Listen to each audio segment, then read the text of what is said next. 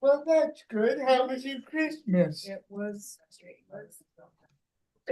nice. It's always a little crazy. Ours was busy. We had 19 people for that, and that's a lot. That's a lot. Crazy. Yes, it is, but it's a lot of work to put together. And Did the police come?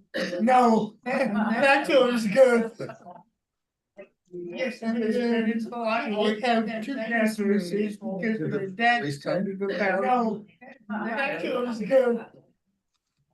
Hey, will you talk one more time, Alan? Yes, can you hear me now? Alan, will you test the mics one more time? Hey, will you Yes, I talk one more am time, doing Alan? it now. Yes, Can you hear me now? Yes. Hey, all right. Huh? Alan, will you? Yep, we fixed it. Thanks. Yes, All right, I am perfect. doing it now. Yes, Can you hear me now?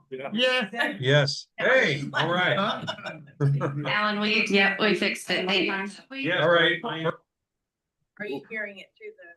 I'm hearing it through, yep. Through YouTube, but I have to shut YouTube down, otherwise we get the double. It has to be a setting on the audio. So you can't hear them without the. I can hear them right here, okay, but if you want to talk, you have to do it through the. Did you watch the Ducks game? Way to bring the room down. Got the room down. Nobody watched it.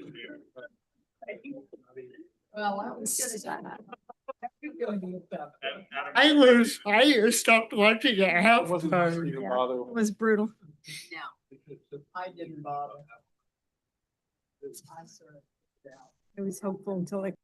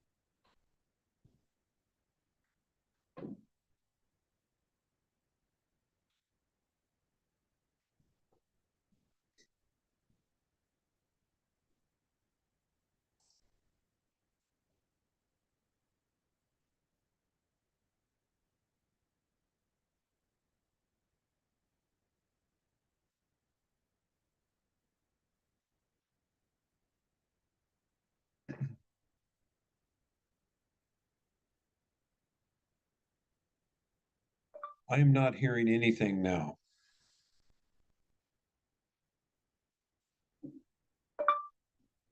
Question mark, question mark. I can't hear.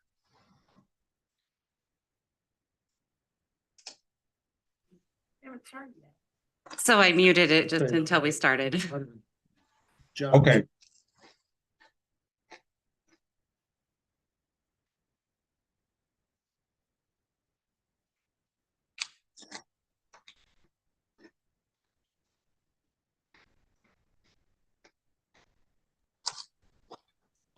I don't have a gavel.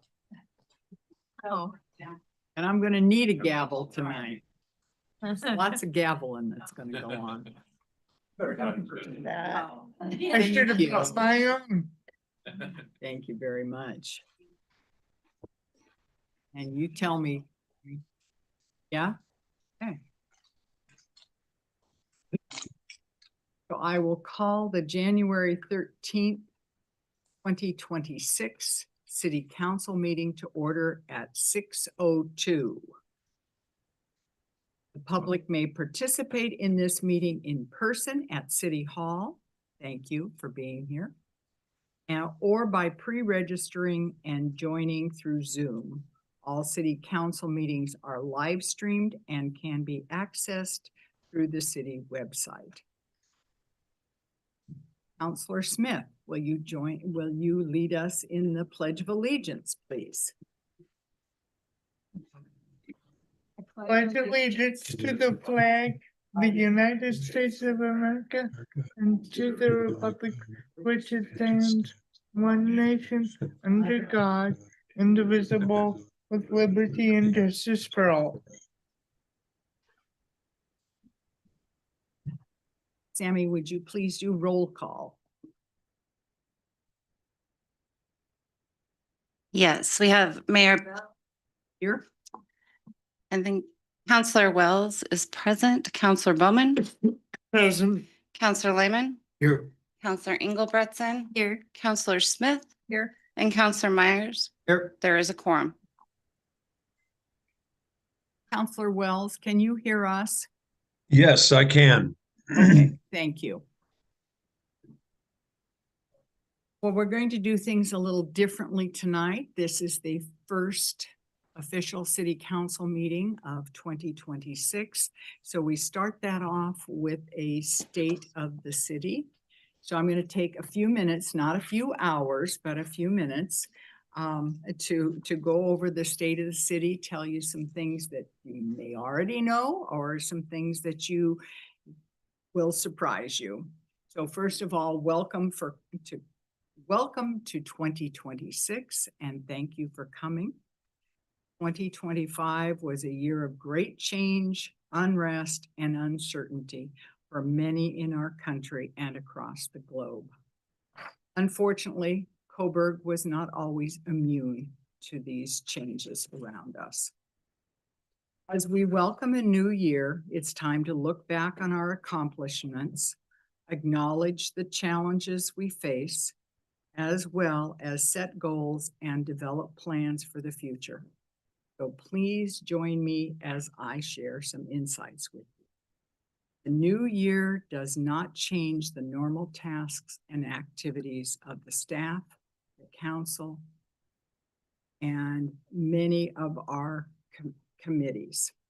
To the contrary, the end of one year and the start of another brings more and continuing activities, tasks, and projects for the city, all with the objective of providing high-quality service and infrastructure for current and future residents of Coburg and businesses. Many of these projects began in 2025, and even before that, we find that we have projects last multiple years. But these projects will continue smoothly into 2026. All efforts are guided by a dedicated council members with valuable input from skilled staff and citizen communities, and many volunteers, as well as the work of partner groups like Coburg Main Street, Coburg Rural Fire District, Coburg Community Foundation, Coburg Grains, and many residents and businesses. There's always enough work to go around, it seems. These efforts, both big and small, help to maintain and enhance the livability of Coburg. And I'm proud to say that I've never seen Coburg look more beautiful. I drove home from a gathering last night and all the lights were on, and it was absolutely, it did my heart good to see that. There were many accomplishments this year, but I'm just going to give you a few of the highlights so you don't have to stay here all night. The council adopted and updated a capital improvements plan, also called a CIP, for the upcoming 5 years for water, wastewater, transportation, and major parks projects. The need, and we also identified the need for new general fund revenue. A task force was formed to research possible solutions, and recommendations were presented to council for deliberation. After thought, discussion, and more deliberation, this led to a creation of a fee to offset the costs of parks and open space maintenance.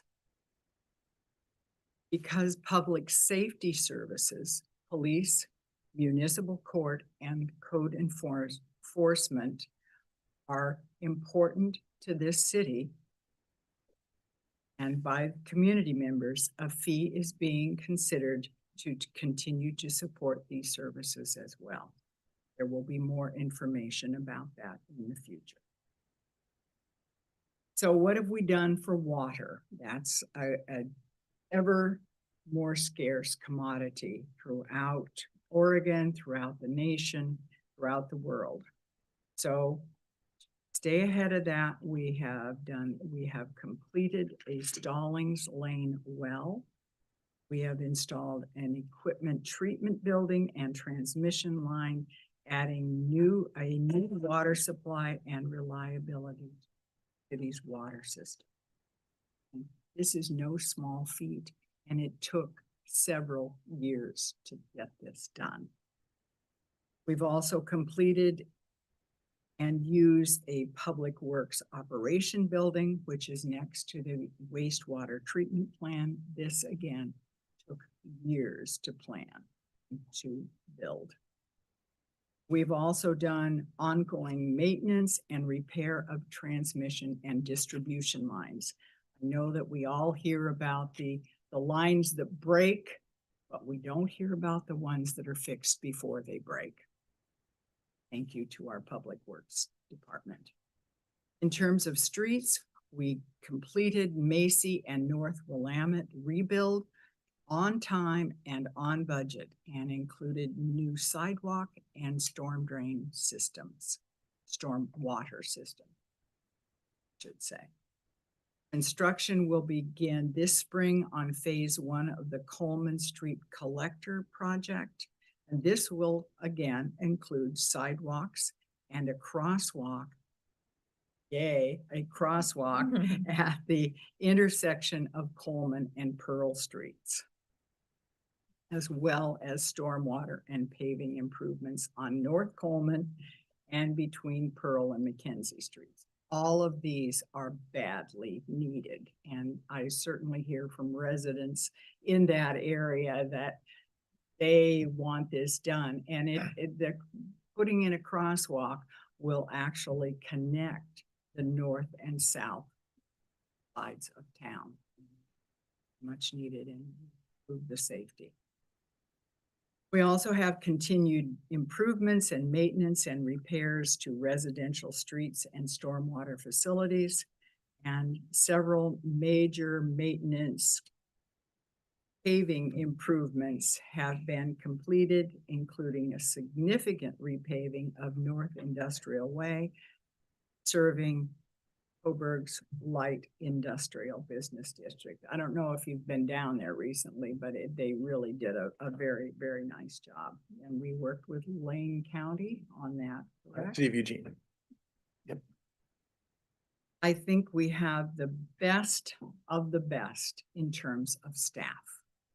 Our staff is hardworking, responsive, well-trained, and dedicated.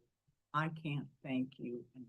Every day you make our jobs, my job specifically, easier. We have stabilized and adjusted staffing levels here at the city. We have maintained current service levels by adapting alternative schedules while utilizing contract staff for some projects and collaborating with regional partners to better utilize resources. We also utilize existing staff and contract services for the city's park and open spaces. A lot of work that gets done. Brian was saying that they're just getting ready to mow and do some cleanup down at the Pavilion Park area. It doesn't really ever stop. We have recruited and hired a highly qualified staff accountant, and this position better describes the level of skill and activities required by Coburg. This was not a new hire, this replaced a departing staff member. We also recruited and hired a certified wastewater treatment plant operator, further enhancing the technical skill set of our public works team. This again replaced a team member that departed. These are just some of the projects mixed in with the ongoing activities that Coburg staff of 15 complete on behalf in support of residents, businesses, and visitors to Coburg. So in addition to regular stuff, where also staff is preparing for a codification process. This will update, organize, and electronically display all city ordinances and resolutions for our community members as well. We also have adopted a state building codes and building department operating and updated building permit fees. There's also been an expansion of use of existing financial software for daily operations, including integration of AI technologies to streamline processes. AI isn't a standalone process. It has to be monitored. It has to be taught what to do, but it does in many instances really help in streamline processes, as I said. For our parks, we have completed the expansion, improvement, and new signage for Pavilion Park, and the park will be rededicated, not redecorated, but rededicated in the future as Laura Park at the Pavilion, in keeping with the terms of the land donated by the Shepherd. We've also started conceptual planning and community engagement for future construction of a new neighborhood park located in the newly completed Coburg Creek neighborhood. This is the first phase of what is anticipated to be a multi-phase project. Again, it will probably be several years before we see actual completion there. We completed phase 4 of the loop path on North Industrial Way. This creates a safe area for walkers, bikers to access and enjoy Trail Park. And again, if you haven't been out there, next time it gets sunny, head on out there. It is really beautiful and it makes that so much safer rather than hopping in and out of traffic. We've developed a vegetation management and maintenance plan to maximize existing staff and contract services for the city's parks and open spaces and right-of-ways. Through a successful multi-partner grant, there's been a development of, we are in the process of developing a housing strategy and buildable lands inventory to guide long-term development needs of existing lands and future urban growth expansion. We can't quit growing ever. When we quit growing, we start to go backwards. It's also mandated by the state. We have to grow and we want to manage that in a way that makes sense. Yes, it's been a very busy year for staff, for council, and committees with no signs of a slowdown. as they say, we can't really take our foot off. The challenges for the new year ahead. There are a couple. We have seen increasing costs and materials in operation. We have increased scarcity of grants. We have aging infrastructure, water transmission lines, our wastewater treatment plant and collection system, and even the building that we're sitting in tonight. We are evaluating and developing new water sources and wastewater system expansion as the community grows over time. So here's a fun fact. In case you think we're growing too quickly, our growth rate is 1.6% per year. That's projected.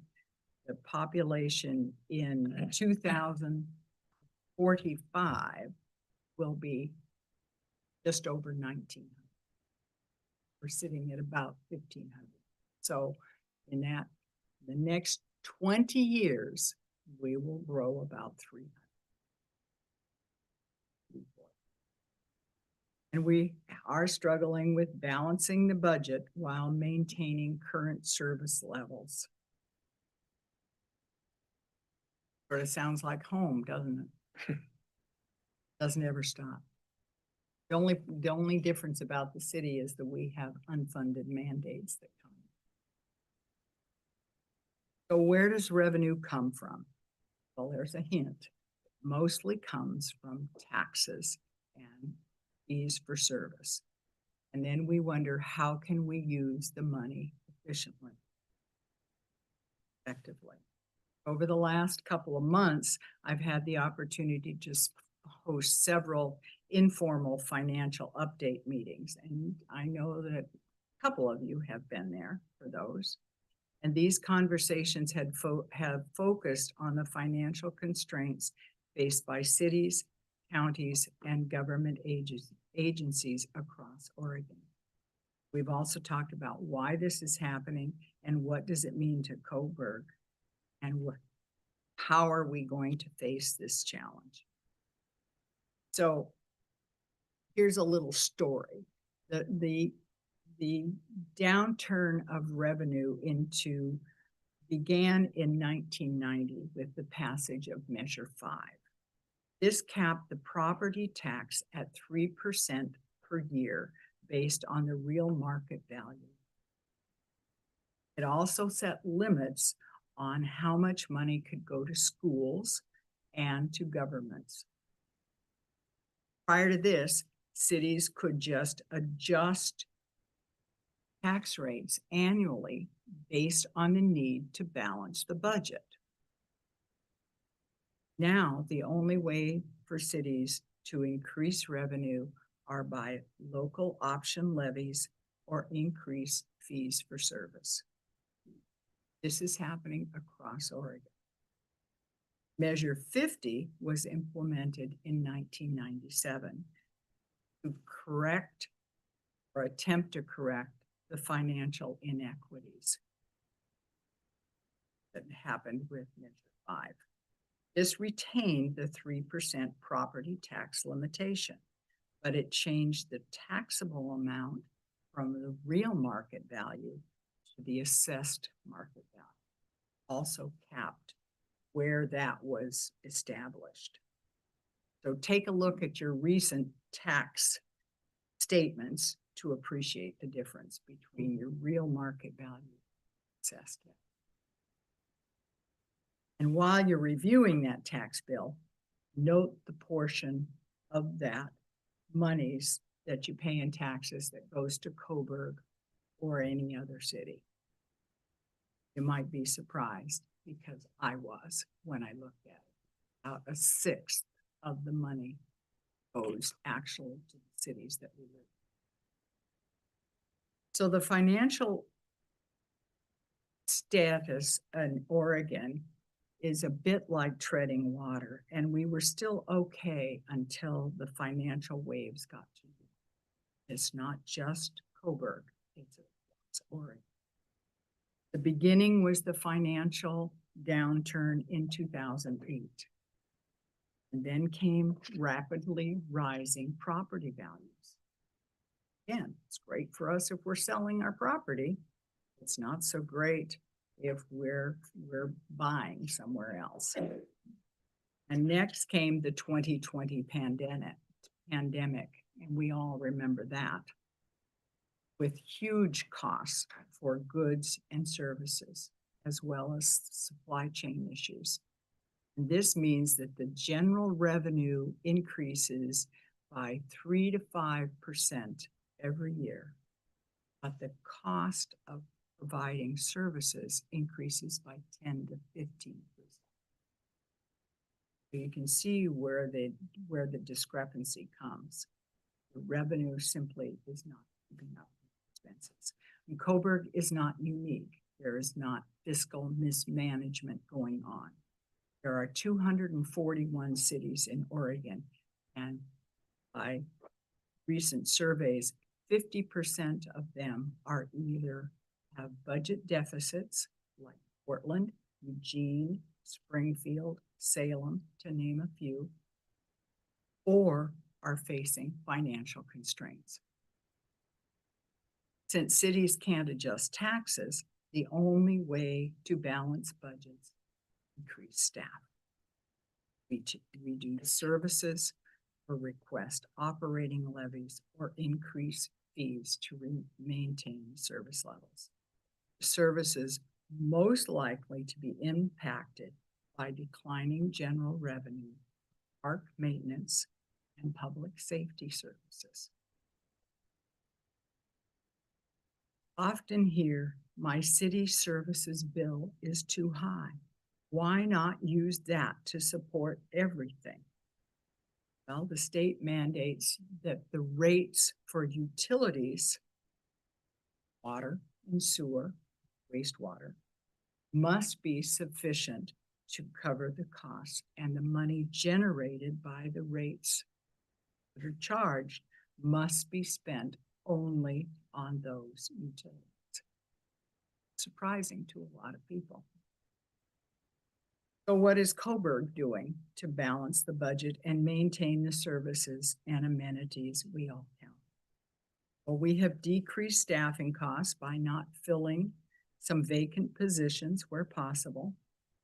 We utilize contract staff as appropriate. And we have limited or delayed large projects.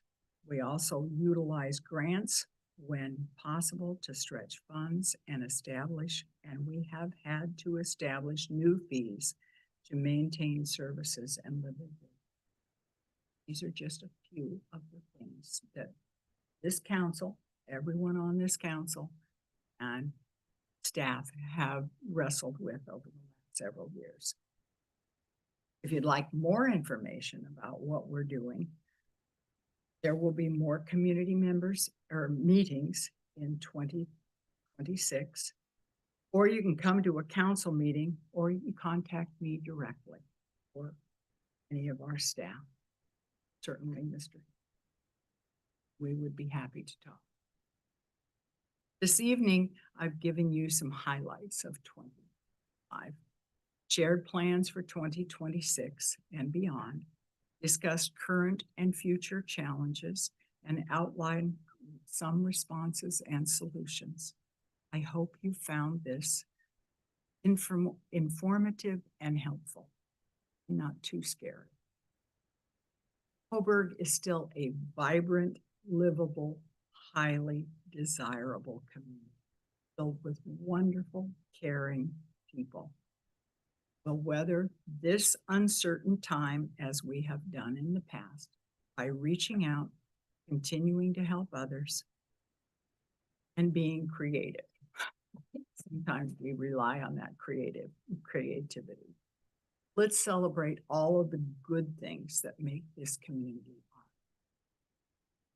Be kind, continue to enjoy old friends, meet your new neighbors, welcome the diversity, the ideas, and the energy that newcomers bring to our community, and get involved in community activities. If you're interested, There are some handouts at the back relating to some of these topics and the full, if you want to take it home and frame it, the full State of the City video will be posted on social media and the city website for your viewing in the coming days, if you want to go over some of the things I said, if I did not make those clear. Well, thanks for coming. Enjoy the rest of the evening. We'll take about a 5-minute break and then, so help yourself. I believe there are some light refreshments in the back. And then we will convene the city council meeting. So thanks again for coming and for sharing your evening. We appreciate it. Thank you. Thank you. You, Mayor. Well, you all don't get to leave.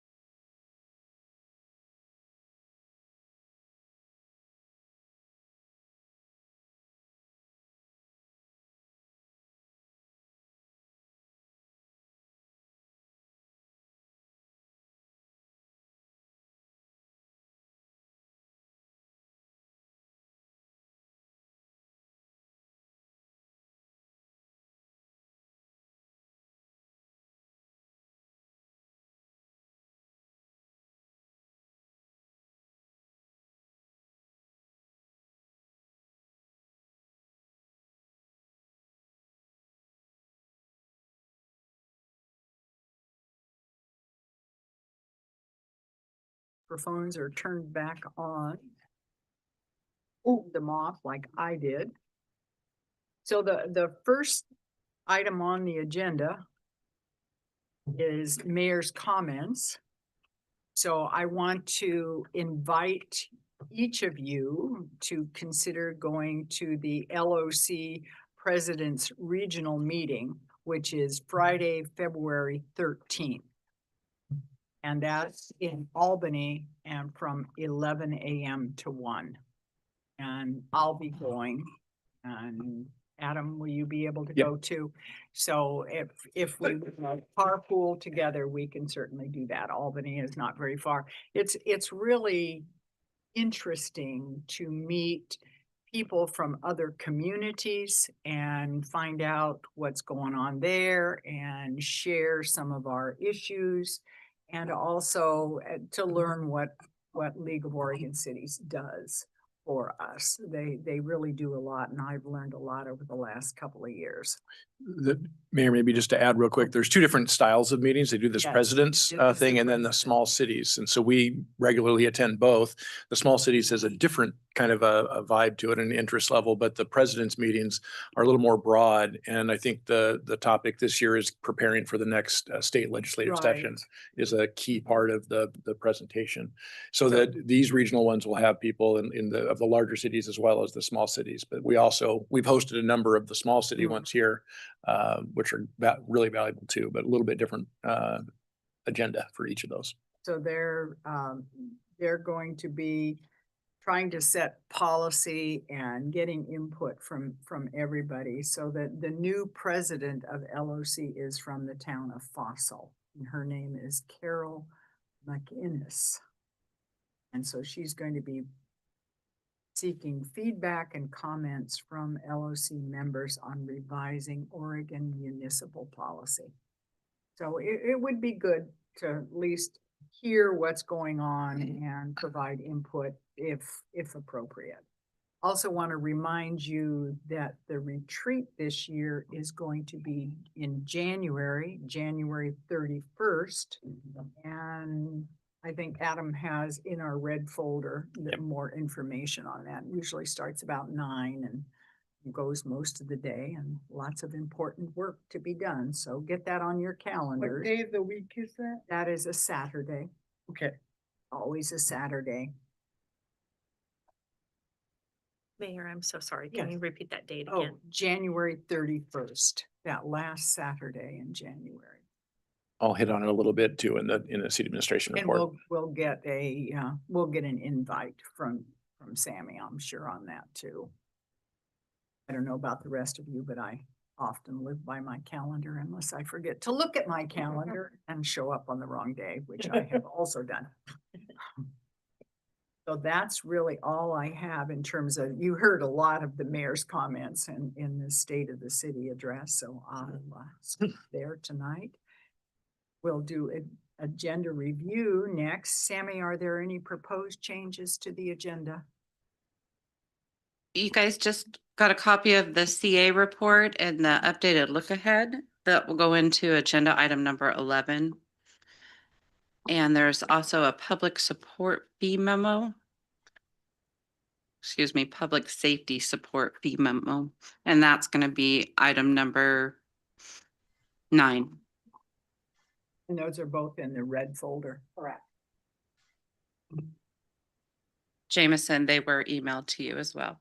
Okay. I will get those read shortly. Next, agenda item is public comment. Do we have anyone signed up to speak tonight? We do not have anyone signed up for public comment or the 5 public hearings that you're about to have. Yes, there will be lots of gavel banging tonight. Just get ready for that. So items on the consent agenda. Remember, counselors may remove an item from the consent agenda for discussion by requesting that action prior to consideration. We have the minutes from December 9th city council meeting. And we also have the Park and Tree Committee members' annual Are there any counselor members who wish to remove an item from the consent agenda?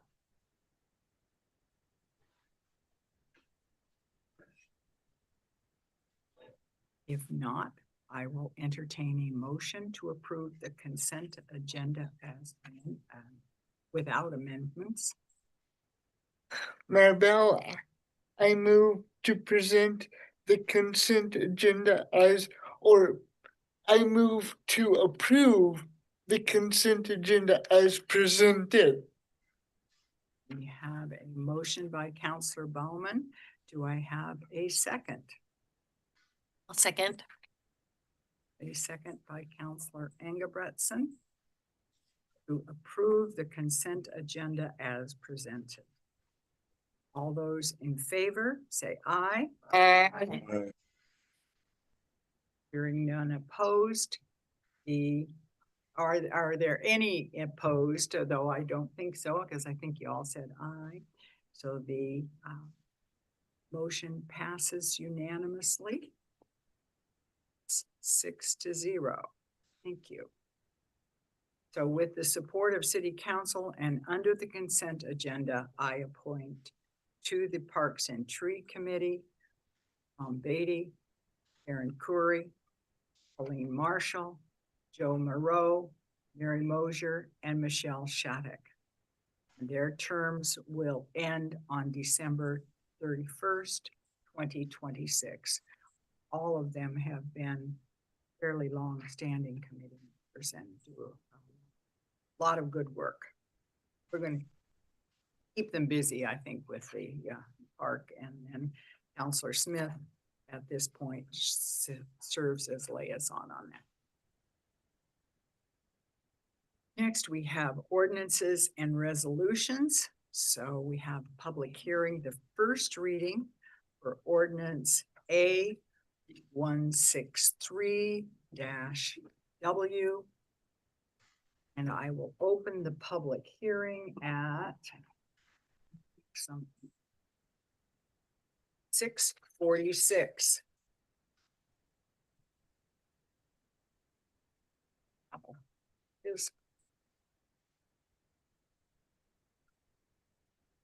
And hold the first reading on ordinance A63-W, an ordinance adopting the Oregon Criminal Code, Oregon Uniform Controlled Substances Act, Oregon Liquor Control Act, Oregon Motor Vehicle Code repealing ordinance A-163-.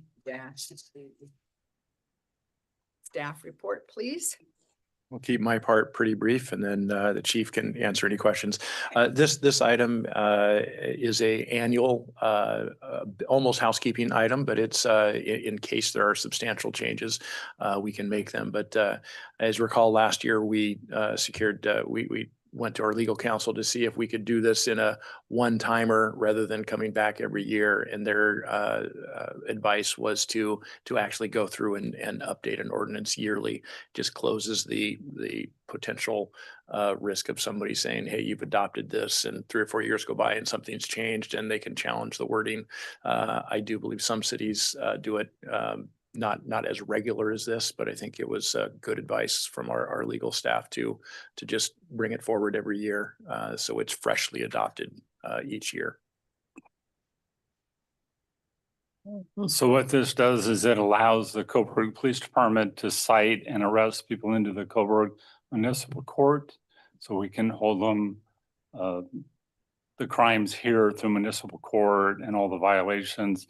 The other option would go to the circuit court, and you have less control and you lose any fines or bails that come out of that. So this adopts a criminal code to allow us to do that, to cite into Coburg Municipal Court. Does council have any questions for staff? Layman. Just curious, the trend over the last 5 years, would you say it's been very steady in terms of the frequency, the use of our court? Is it growing, declining? I think it's definitely growing, and it's grown more this last year because we've we made over 1,000 traffic stops this year. And I think there's, I don't know the exact number, but I'll get it for you next month. Quite a few citations into court for traffic violations. So it's been definitely an uptick. And that's reflected also on the revenues that have been collected from the court. It should be, and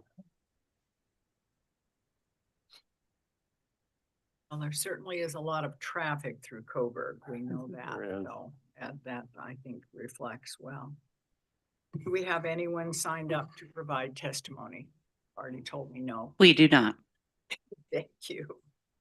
If there is no further discussion or questions, I will close this meeting at 6:50. Thank you.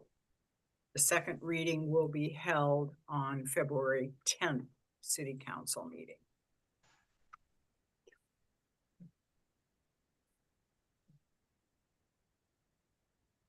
Okay. So moving along. We have a public hearing again on resolution 2620-01. Start that at 6:50. Opening the public hearing for resolution 2026-01, a resolution adjusting rates of water, wastewater, transportation, and park system development charges. Staff report, please. Thank you, Mayor. This is another annual item. So as we're hitting the first meeting of the year, we have a few things that are just always on the docket. Our system development charge ordinances, we have several different ordinances for the different systems, water, wastewater, transportation, parks, have provisions that allow for or suggest and required to bring forward for council review and consideration annual adjustments to kind of maintain that methodology as capital construction prices go up. The SDC methodology and rates, the attempt is to have those match. And that's what this resolution does, is it uses the ENR. We'll be saying that a lot tonight, the engineering news record. That is a pretty standard construction index. And because SDCs are used exclusively for capital growth related capital projects, that type of an index is the right type of an index. As you recall, for more people centric costs, we typically use a CPI. And for construction related rates and fees, we use an ENR because that's really to the construction industry specifically. So in our this particular one does not call out which month. It just says ENR. Some of our utility rates we'll talk about soon call out a specific month, the November ENR. So we went ahead with this one and we did last year as well, I think consistently using the November ENR percentage rate just across the board, so so we don't have confusion of picking and choosing, higher or lower ENRs month to month. So the ENR for November of 25 is 3.4%.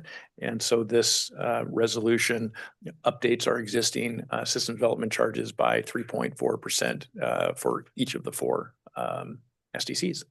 This is just referring to SDCs. This agenda item is just SDC, systems development charges. Yep. Clarify that. Does council have any questions for staff? Bowman. Just one question, just to satisfy my own curiosity. How often is the ENR published? Is it monthly, bi-monthly, quarterly? Monthly. Oh, okay. Yep. And for further curiosity, last year's was 0.9% for this same time. So it's a bit more than prior year. Any other questions? Councilor Lehman? So 3.4%, you have a ballpark, the total dollar revenue that would increase a year? Not really. It's really, SDCs are really dependent upon development activity. So part of our SDC revenue is for prior assessments that people pay on installment.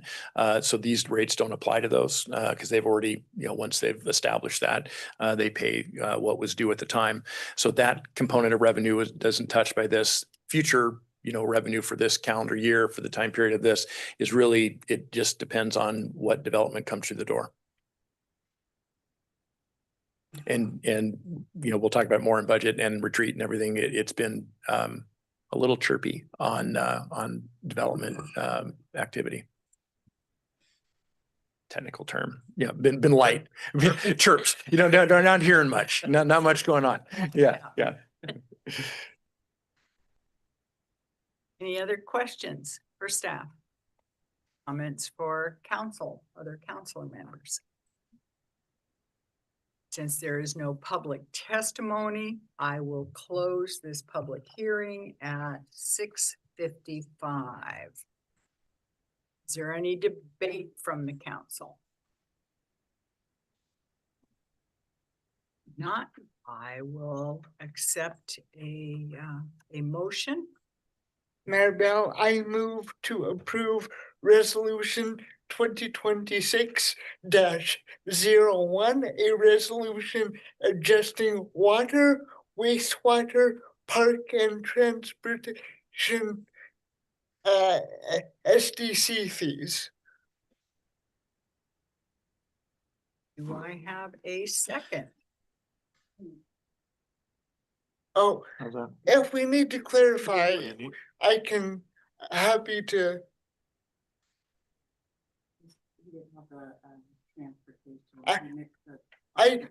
I think I did say. Just had them in a different order, but I think we had all four. Yep. Park was mentioned though, is park. Park, Okay. yeah, I think we're good. Thank you. I think, I think You you got covered your them all. bases. Yep, you got them all. So we have a motion by Counselor Bowman. Do I have a second? I'll second. We have a second by Counselor Smith. All those in favor, say aye. Aye. Any opposed or abstained? I am. He's opposed. oh, I'm sorry, I forgot to say aye. Counselor Wells, were you I oppose. opposed? I oppose. Yes, thanks. Okay, got it. Thank you. So the motion will carry 5-1. Thank you. Clarification. Counselor When Lehman? we have a no, do we usually ask for clarification? We can, but we're not usually.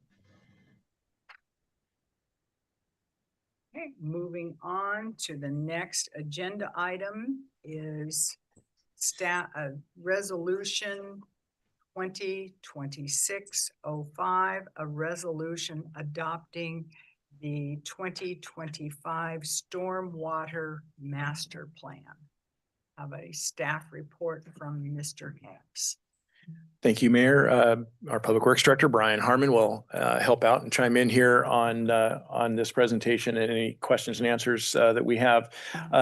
This item is been long in the works. I think it started from a kind of a theory and a desire and a need to update in 2018 or 19. I think it took several different little hiatuses, hiatus, I don't know what plural of hiatus. There were stalls. There were some stalls, yeah. And for good reason. This is not a right now a regulatory mandate, but it relates to some regulatory mandates that we'll get into.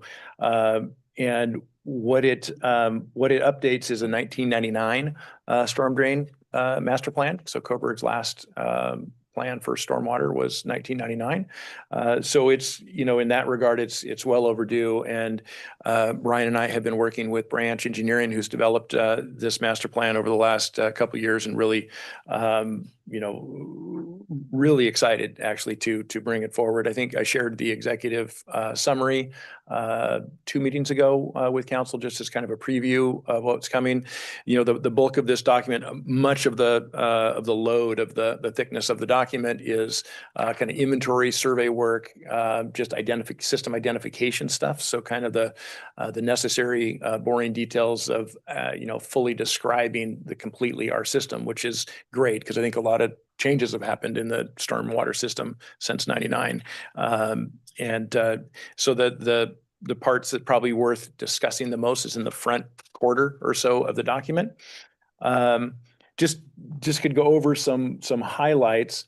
The staff report has in the background section, the intention of the master plan, conducting a regulatory assessment, getting a current inventory of our facilities, supporting location maps, developing prioritized improvement recommendations with associated cost estimates. Embedded in the plan is ENR, as is suggested in method of updating the cost estimates over each of the years to keep those engineering cost estimates relatively accurate. And analysis of our current funding mechanisms, specifically for stormwater and options to fund future capital projects. And the bottom one is really the one that interties with regulatory, supports our regulatory compliance for the TMDL, and probably inevitable that beyond the TMDL regulatory, we will have some additional stormwater regulations come our way. Larger cities and larger systems, already have some of that. We're not yet in the regulatory crosshairs, and we also have some unique elements of our system that keep us on the low end of the regulatory in terms of how we've designed it. We have, and we'll go through a little bit. We have much more infiltration and on-site detention rather than kind of the typical curb gutter drain collection and discharge out to a point source. So that's a real helpful method. Actually, it takes up, we've talked about it when we're talking transportation projects, it ends up taking up a lot of the right of way to do that method, but it has a lot of regulatory and costs and environmental benefits as well. So that's spoken to multiple times in the plan. I thought, I'm not sure if there's any general questions we could get from council before. I've tagged a few pages that Brian and I have gone over that we think are kind of highlights that might be relevant, that stuff that kind of caught our eye or things that we wanted to reiterate before going through kind of a page. It's not all the pages. We'll hop skip some pages, but before I start, are there any general questions? Any questions Or from do we- council? Or jump in and then ask them as we go? Okay. Go ahead and start. All right. I really enjoyed the before and after pictures of completed projects. Yeah, those. Or the pictures of those that need to be done. Yeah. Yeah. And pictures worth 1,000 words. Yeah, and it's really great to have all of it updated, inventoried, and all in one place. And we'll get to it here as we go. But this obviously, as all of our master plans do, they roll into our CIP. So this gives us the ability to then not lose track and have deferred maintenance, on something that we're not tracking, because the master plan shows here's what we've got, here's our worst. We can have conversations about prioritizing those, and of course we'll have the same thing as pretty much all of our agenda is tonight, is about revenues. We'll have that's embedded in this conversation as well, as how do we pay for stormwater specific projects. So I'll just start, and I'll use the page numbers of the gray box, the actual packet number, not the document number. So the stuff in the square. So the executive summary, page 39, the second page. One of the things, and it's in here several times, and I think it's just worth highlighting, the second sentence of that paragraph. The city prioritizes maximizing on-site stormwater retention and limiting reliance on the county system. So we do have a number of sites that and streets segments that connect into to Lane County system. So not 100% of the system in Coburg is ours. But the goal and objective of our storm system is to try and minimize the use of that system for lots of different reasons, to make that last. The existing system, the more capacity you put through it, the more it's going to need to be upsized and changed. And then the more the outflow is at the end of the line. So that's just a general design and a policy philosophy statement really is that that we're looking at stormwater retention. And I think it's really interesting. It caught my eye when I, was first shown around when I got here, that we don't have much in the way of curb and gutter. And it, from a city manager wonky kind of thing, I noticed it right away. I was like, that's weird. But it really, I think many communities are actually trying to go the other way. You see a lot of them, around our region too, is where they're cutting notches in curbs. They're actually doing much more of the stuff that has been here in Coburg naturally for a long time. Now we have a lot of work to do to improve it, make sure it's not getting filled up, and we can talk about maintenance, but in terms of the system philosophy, I think we're ahead of the curve on many cities who are trying to go back to more of this method. I think that's great. I think it's also important to note that what Adam was just saying, to minimize and not eliminate the use of the county system. Yeah. Because a lot of our recently reconstructed streets do have overflow capacity into those systems. So, in case we get that 500-year storm, we have the capability of moving water so we're not flooding out streets. So some of those areas are tied into so we minimize it, but don't eliminate it. Yeah, sort of functions like a safety net for that, because otherwise we'd have to build much larger swales. Yeah, good point. Counselor Smith? Yeah, I had a question on the county part. Is that dispersed down into, down behind the Coburg Inn, or is that what those swales are for?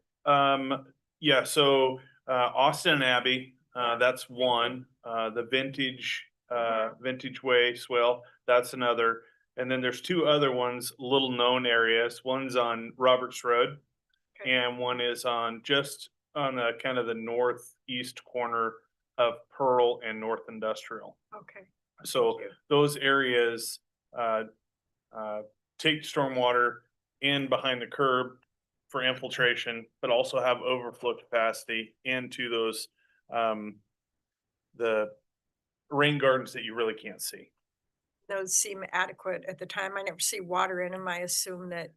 And I think that Well, as we move along through this stormwater process, and we talk a little bit more about it when we talk about projects, some of those areas are due for maintenance overhaul, for just generally cleaning them up so they operate a little bit better.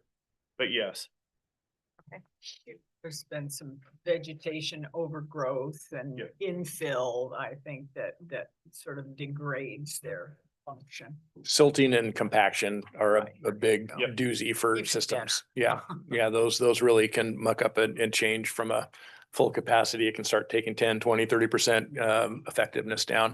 And I think we do, well, I know we also have some properties that discharge directly into Muddy Creek, right? So the Muddy Creek is another component that is utilized. So the very next page, page 40 is the highlighter that we talked about here, and that is kind of the ominous thing for the future. And that's noted is the recommendations for this plan are to help prepare the city for future permitting requirements. It's probably inevitability. We don't know if it's 2, 4, 8, 10, years when we get in those into the categories of regulatory requirements. But this will put us way ahead of the game on being ready for that. Page 41, the third paragraph, the middle there, it starts with city streets. That kind of is a description overall about our system, and that's probably pretty intuitive to people that live here and look around and notice that. But the part that we talked about quite a bit, staff and with branch engineering is the last piece. Aside from the safety risks of bonding for traffic, pedestrian, all that stuff, it's not just annoying. It actually has some safety issues. But what it also does is accelerates the deterioration of the pavement and the sub-base materials. So, you know, if we're not able to handle water properly, that just speeds up our degradation of our pavement system, which then we have costs and projects on the street paving side. That is really a lot of the patchwork that we do is really due to you know, to drainage, due to water. Water causes a lot of that. Asphalt streets would be great if it never had water under get in. I think that if you look at the illustration or the photo on page 42, that's Mackenzie Street looking east. That section is, the vast majority of that section is in the phase 1 of the Collector Street project. So, you know, that is that project has got stormwater capacity in it. So, you know, that standing water there, if you look at the level of street, the asphalt there, you can just tell that over the years, you can see where the water has sat and where the bad pavement is and the good pavement is. It just, it kind of goes to what Adam was just talking about. It's a great visual for that. Yeah. And that's when we get to the projects part, you know, a lot of what we have in the plan kind of categorizes projects that are combo. All street projects have some component of stormwater in them, but then there's also a section that are kind of pure storm drain projects. And we'll talk about that. Page 43, the second sentence. Yeah, it's a long first sentence. So the second sentence is one that Brian runs into all the time. And it's just an item to note. It's not good or bad. It's just is what it is. Property owner alteration or manipulation of existing infiltration systems by paving, landscaping, or recontouring contributes to the degradation of the system, of the facilities, a loss of capacity or interruption of the flow. And a lot of times people are making very aesthetic improvements to the right of way that they think is part of their property, or it's an extension of their property. And unbeknownst to them, they're often can be causing ripple effects to the stormwater system. It's not how it was designed, or it alters it, it redirects it. So it's great for them, but 2 properties down, you know, now have a problem that they didn't have, which is, again, it's not necessarily a knock. It's something that you want to keep doing education about, but it's just something we run into and have to address on a case by case. That often these things that we get complaints on, when Brian goes and analyzes what's going on, he oftentimes can do some pretty easy detective work and go, yeah, I know why this is happening. So it isn't always just that natural degradation. It's some alterations that happen from property to property. Well, nature abhors a vacuum, and property owners don't like to use ground unused. Yeah. You know, and, you know, compared to having weeds and other stuff, we, you know, there's a certain amount of encouragement or collaborative, you know, use of the rights of way until we need it. You know, Coleman, we're going to be using more of the right of way. And there are some that just, you know, come in very almost in the citizen inquiry complaint kind of category, where you go, oh, yeah, that was, well, there's actually some drain systems that are in the right of way that people just hooked in themselves. Yep. Just to put some unofficial storm drain systems in. So you find all kinds out there, and the goal obviously is over time, this plan helps us, you know, get in front of that and clean those up in a more, you know, more utility, best practice way. I've probably highlighted several sections in here that relates to this, but you know, page 45 is funding, and I've said it, I think, every time we've talked about this master plan coming your way, is that one recommendation, one real need is to talk about revenue. Ultimately, the objective would be to have a stormwater fund that is independent of the street fund. Create a fund for that, which, you know, when you create a fund, you first need to have a revenue stream to fill the coffers a little bit, which would most likely be similar to the other service fees we've been that was you know, in the State of the City comments, and that we'll be talking about later on in the agenda, is a stormwater maintenance fee. That, you know, there are some grants, not many, as again, Mayor mentioned, the grants are more of a pipe dream these days than anything. But loans, are available, and of course, loans are great, but they have debt service, and so you have to have a revenue stream to be able to pay the debt service. So just a reminder, and it's peppered throughout here, is that later this year we'll have a work session. We'll come to you about kind of the mechanics of a stormwater fee, and in the 5th SDC, we have 4 out of the 5 that Oregon revised statutes allow. The 5th is a stormwater SDC to pay for growth related capital in a stormwater system. So those will be coming for discussion later. There's not a particular hurry for those, but this sets the table. You can't really have a fee and an SDC. You definitely can't have an SDC unless you have a master plan. Master plan really gives you the data to be able to adequately and legally create an SDC. And then, the fund, creating a fund actually gives us a clean, separate, discrete location, because it is its own utility in a way. It's adjacent to and often intermingled with the transportation system, the streets, but it is its own utility. And we would not be unique in having a stormwater Yeah. fee. I think I paid 2 different stormwater fees for my house in Halsey. One for my subdivision alone for the maintenance of the stormwater pumps, and then a citywide stormwater maintenance fee as well. I think it's almost $10 a month. Yeah, in terms of the concept of service fees with Measure 5, Measure 50, storm drain might have been one of the earlier ones. It's been around for a while. As soon as the larger cities, had some independent, regulatory requirements that they needed to do that weren't able to be lumped in and connected to a street project. So yeah, very common. Page 46, and the mayor stole any thunder I had on this one. It was just a note. I highlighted the 1.6% on the average annual growth rate. All of our master plans, that's one of the challenges with the water master plan, is it had a really aggressive population growth rate that did not come to pass. And so we have to kind of correct for that when we're talking about our rate models and how fast our capital needs are for water supply and all of that.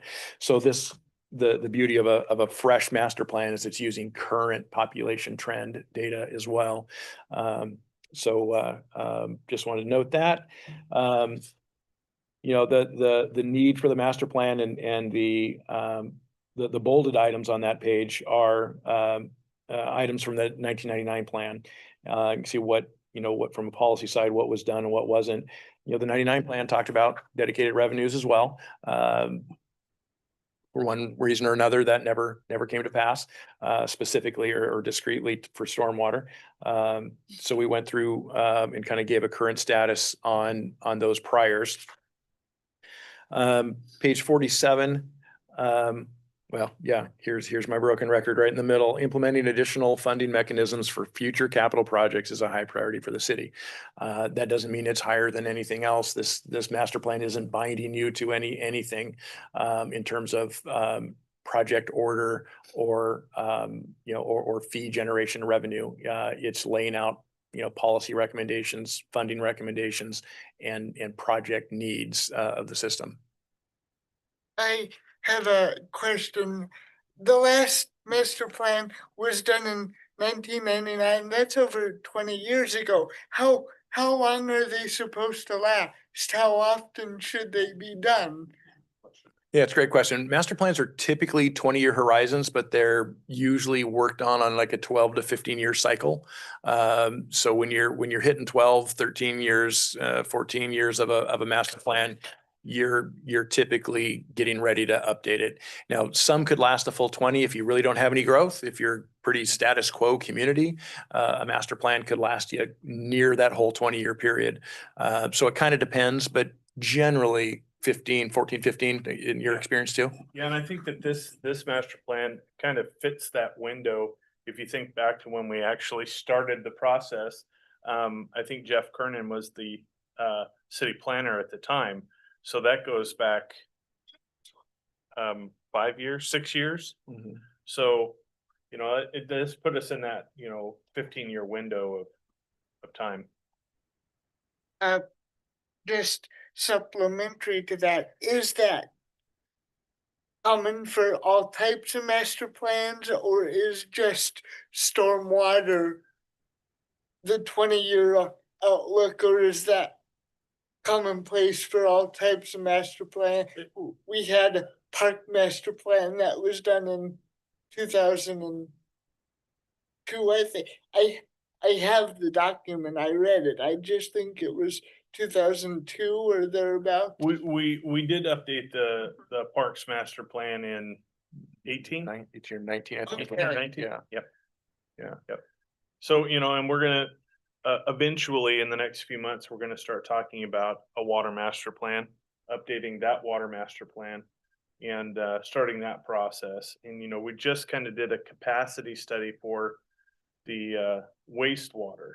So those plans are always in the works, kind of behind the scenes. And then once the momentum gets going, then we start talking to council about how we implement it, how we pay for it, and those things. What's actually going to be in it. So it's basically a perpetual cycle. You're always tweaking it, always working on it. It doesn't stay static. The master plan itself and Yeah. the documents and the 20-year lists of projects do stay static. So we don't, we don't alter the master plans until we do a full update. Right. But we refer to them a lot, and we are planning and prepping and noting which things are more problematic, than others. There's sometimes you can do a minor update when just one component of a particular master plan is got a problem, or you've developed out. The community annexed or grew in a completely different area than you thought, and you didn't have anything in there for that. You didn't know how you were going to serve that particular area, based on what was known at the time. So if things change in a community significantly, within that 20-year period, it does trigger usually to do a master plan update. And another thing with master plans that sometimes, you look at it and you go, do we need to do one or not? Oftentimes it really isn't our choice, and sometimes not council's choice much when you want to get funding. If you need funding for a project, loans, the immediate question, they're going to ask for your last few audits, and they're going to ask for your master plan. And if your master plan is at all dated or has some components that they don't feel meets the muster for their loan processing, then they'll ask you to do a master plan before you reapply. So it often is a prerequisite to funding. And really that's what we talk about with water. That's the window that we're going to be talking about doing a master plan, because we'll be in between funding cycles. We're finishing that large, hopefully 6.5 million loan. We'll have some time to say, okay, now let's take a breath and check our regular operations, maintenance, and small capital, and then also look at updating our master plan. So we're ready then for, 5 years from now, 6 years from now, when we do need to go out and get additional funding for large capital, because we won't be able to get those big, large capital loans without an updated master plan. And this allows us on the storm drain side. We haven't pursued storm drain specific, funding before, but we wouldn't be able to, if we wanted to package a bunch of projects and go out and try and get $1 million, $1.5 million that's dedicated for storm drain, we would have to have a master plan first. So it performs a lot of different functions. One of the other big things is regulatory agencies. Yeah. If something, that is in our discharge permit on the wastewater side, and we're meeting permit, let's say we have a master plan, and then, 10 years down the road, the next big limit that they would put on some sort of constituent that is in our new permit, we might have to totally upgrade the treatment plant to be able to eliminate that from our discharge. So that might be a function of the master plan itself. Which is sort of that unfunded mandate stuff that you mentioned in your state of the city, that a regulatory requirement that doesn't have any funds with it. It's like, oh, you can get some loans, but that's To do this anyway. yeah. So let's see what other pieces. There's another couple of references to TMDL and how that this links, and I think that helps us with TMDL. And we'll be using that as we do our annuals with both the regulators and in our reports that Brian does for you all. Yep, that was just to mention the TMDL just a little bit. This stormwater master plan has been in our 5-year matrix for 2 cycles to complete. So we have not met that goal and benchmark until now, until you all say, yes, we adopt this master plan. So this is kind of a big deal. So another one of those things kind of behind the scenes that it's kind of a big deal to us because now we have, you know, something in our TMDL that we can say here, this is a big one for us on our TMDL. I think the last number of years, well, since I've been here is, yep, coming soon. You know, the note on that is coming soon. Almost done. Yeah. Some other policies, a little reference on page 55, 56, 57, relate to specifications, standards and specifications for new development and some recommendations of those will probably show themselves in some in the land use code. So there'll be some, some ordinance amendments, and then there's some other ordinances that we adopt our specifications for when development occurs, what they have to build, what our minimum storm drain standards are. So that'll be updated as well. And that'll just be, again, another slow set of tasks and actions for us to bring your way. 59 just has a chart that kind of goes with the state of the city comment on population. I thought it's also just generally interesting. The weird part is that final one is they're all 10-year increments except for that last one. That's a 15-year increment. So it kind of makes it look like we're projected to jump, but you have to do a little bit of math to put an intermediate bar in there to show it's on again, this is just based on a 1.6% trajectory, but that's what it looks like, historical and projections out.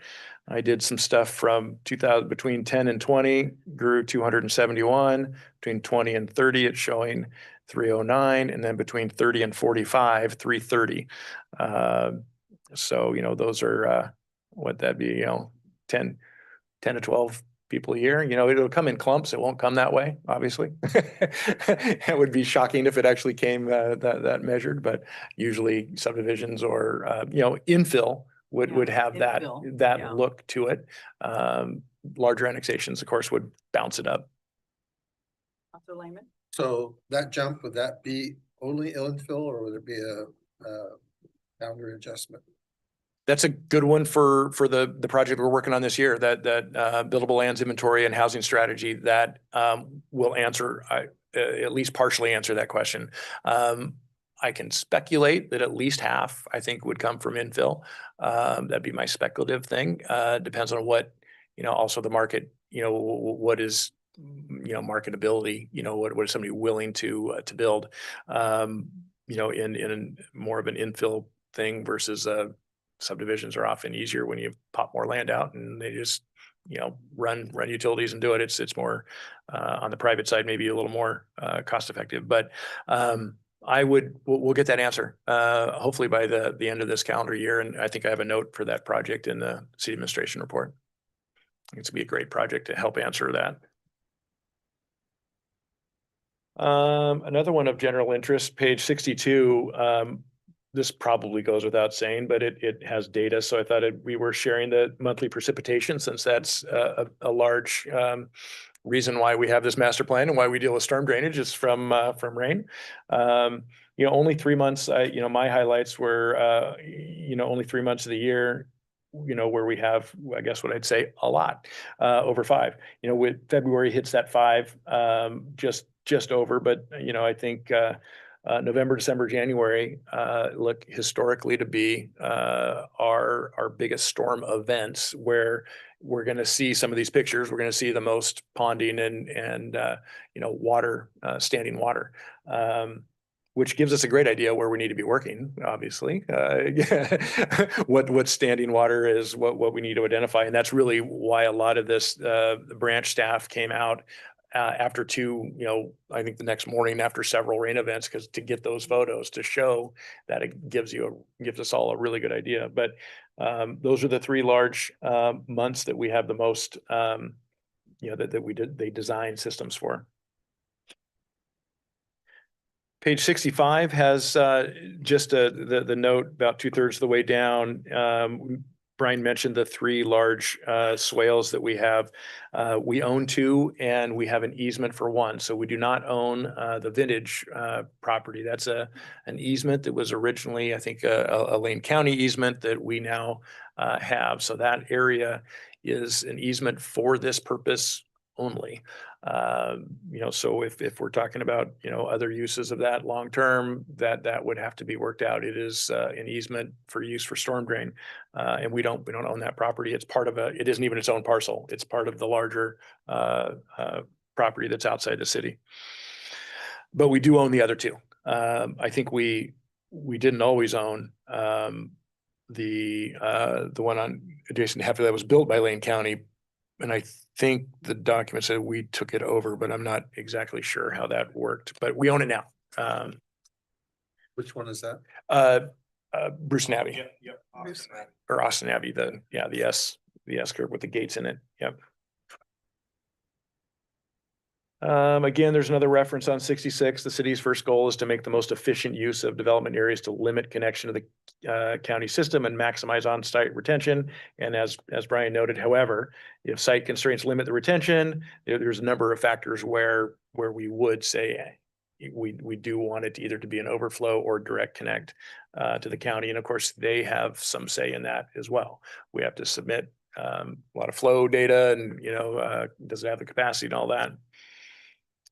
I made a reference at the bottom of 66, highlighted the ENR just to show that that's in there as it is on some of our other documents for construction capital. And then really starting at page 68, and I won't go through them all. I think it was really cool to see the recent projects and they went back as far as 2013, but a lot of storm drain work has actually happened over time, even, with the 99 plan and outdated master plan, no dedicated storm drain funding, still a lot got done. So I think that's really good to note. And then finally on page 72 is a list of projects and current costs. And that's why then the ENR is used to update those costs over time to try and have them at least keep pace with what, what's out in the marketplace for what projects cost. You'll see these projects slowly work their way into, we'll create a category in the CIP that we'll talk about at the January work session. There'll be a storm drain category. So these projects will show up there. And some again are going to be hybrid street and storm projects, and some, as you see in the second half, are pretty purely storm facility only. Interesting to look at the cost. When we talk about fees and revenue is always on our brain to enable us to get these things done for the community. A $2 a month storm drain fee or stormwater fee is approximately $20,000 a year. So if you look at that list of storm facility onlys, you can get 1.5, sometimes 2 projects done in a year with that revenue. So I think that's a starting point for at least thinking about what fees, would get done and how quick they could get done. This isn't an exhaustive list. We have a lot of maintenance kind of stuff that doesn't make capital lists that are still significant to the neighborhood or to a particular property owner. But these are a little of the larger ones. And again, on the fees, what's typical is a fee that's kind of a flat fee per residence, but a impervious surface related fee for non-residential. So, if you envision North and South Industrial and you look at those properties and how much impervious surface they have, some, I would venture to say some 100%. That's a high number of impervious. That gives some equity in how you charge, because if you have a lot of impervious surface, you need to have a fee structure that charges that property, that customer, more than it does someone who has lower. And usually it's a flat fee for residential because most residential has 30 to 50% impervious surface, you know, and you just average that into your methodology, and then you say, okay, what about everything else? Because that's pretty easy to do. It'd be probably not worth the chase to try and get too custom on the residential side. So flat fee for residents and a per square foot for a base plus square foot for non-residential. So once a stormwater fee is in place, is it the likelihood that we're just looking at those fees for 2 projects per year, or to leverage the fees for a loan that is supported by the fees for more aggressive projects? Choice of the council. Yeah, those are both have their pros and cons. And, you know, I think we currently have kind of a half and half of that going in the street side, because we do have $1 million loan that I think soon after the TUF was put in place that enabled a loan because he had a revenue stream. So about $1 million a year for 10 year, or $1 million loan over a 10-year period is coming out of the TUF fee. So that leaves about 40 or 50,000 of the TUF for either maintenance or small project work. So that's part of what we'd come back for, is when we're talking a fee, is then also what is the capital strategy for using those funds. And those loans are like 2%, 3%, very I've nominal. seen that back in many years ago. I have not seen that recently. No, I would be surprised but it's possible. You know, sometimes they can be, you end up with, if you're doing sustainable stuff, which we're almost by default, there's sometimes some credit or some loan forgiveness amounts, or, you know, not necessarily interest rate, but backs off the total that you have to pay back. If we do a certain style, you know, of project, if we meet that, hard to say. By the time we get there, you know, it's really hard to figure what those rates would be. And we may not want to do a dedicated loan for storm. We may want to say that, okay, the storm that we're going to do on larger stuff like that is going to be associated with our street projects, and that we may want to then have a strategy where we take some of that revenue and we add that to the street amount. More flexibility in the Yeah. loan. Yeah, that we kind of diversify that a little bit. I think that's probably what we would suggest, but wide open to how we want to do it. The loan usually gets you. Decisions to Yeah. be made yet. Yeah, the loan idea, like the TUF, was to get one area done all the way that had a higher price tag. And if we don't have one that has a really high price tag, that may not be the best way to go, but fun conversations for later. That, I think, is all I had for notes. I started the pages that had some highlighted. I don't know, anything else that you think we might have You guys missed? have any questions? Okay, Yeah, good. we did it pretty good. I just have one more. So on page 147, 148, just 46. So this is the drainage deficiency photos, and I can see that on the 147 where it spills into the asphalt, and especially on the top of 146. That is in a light rain, because in a heavy rain that goes all the way across Yeah. the street. Yep. But wouldn't the one below not be considered a deficiency, because it's collecting the water, but it's not allowing the water to go on the surface? Isn't that kind of the function of that? Yeah. Or is that still a deficiency because it doesn't drain all the way through? I think that levels of deficiency are kind of, you're looking at the levels of deficiency right here. If you let the bottom picture go much longer, it will end up looking like the one above. Okay, Does that make sense? It's just its current condition is yeah. is satisfactory Yeah. in terms of what it's supposed to do. It kind of goes back to what we were talking about before, that percent of infiltration rate has lowered since that subdivision has been put in. And I think that for those viewing at home, this is the Austin Abbey subdivision. I think that was built in 97. Yeah, parts, the Right. the cul-de-sac Yeah. was built, I think, in 97, and Councilor Lehman, your house was probably 2000. 2000. Yeah, so around that, so, you know, it's 25 years old. What people have done naturally is, fill that in so they can park their car level with the street. Well, if no one is kind of minding the store, people are just going to kind of do what they want. And that's kind of what's happened is that infiltration area has been filled in with 3/4 minus, and the minus rock is then filled up any infiltration that the ground can take. So it does percolate into the ground, but at a much slower rate than if it was just open rock. That I makes think sense. in our case, they were actually built that way. Yeah. In other places, it was. Right. Yeah. So I understand that, Yeah. that cul-de-sac essentially was not built with much of a dip at all. Right, and there's Yeah. levels of, when we talk about infiltration and the way we're designing new construction and going back and doing rehab work, the two will look a little bit different, very, very different.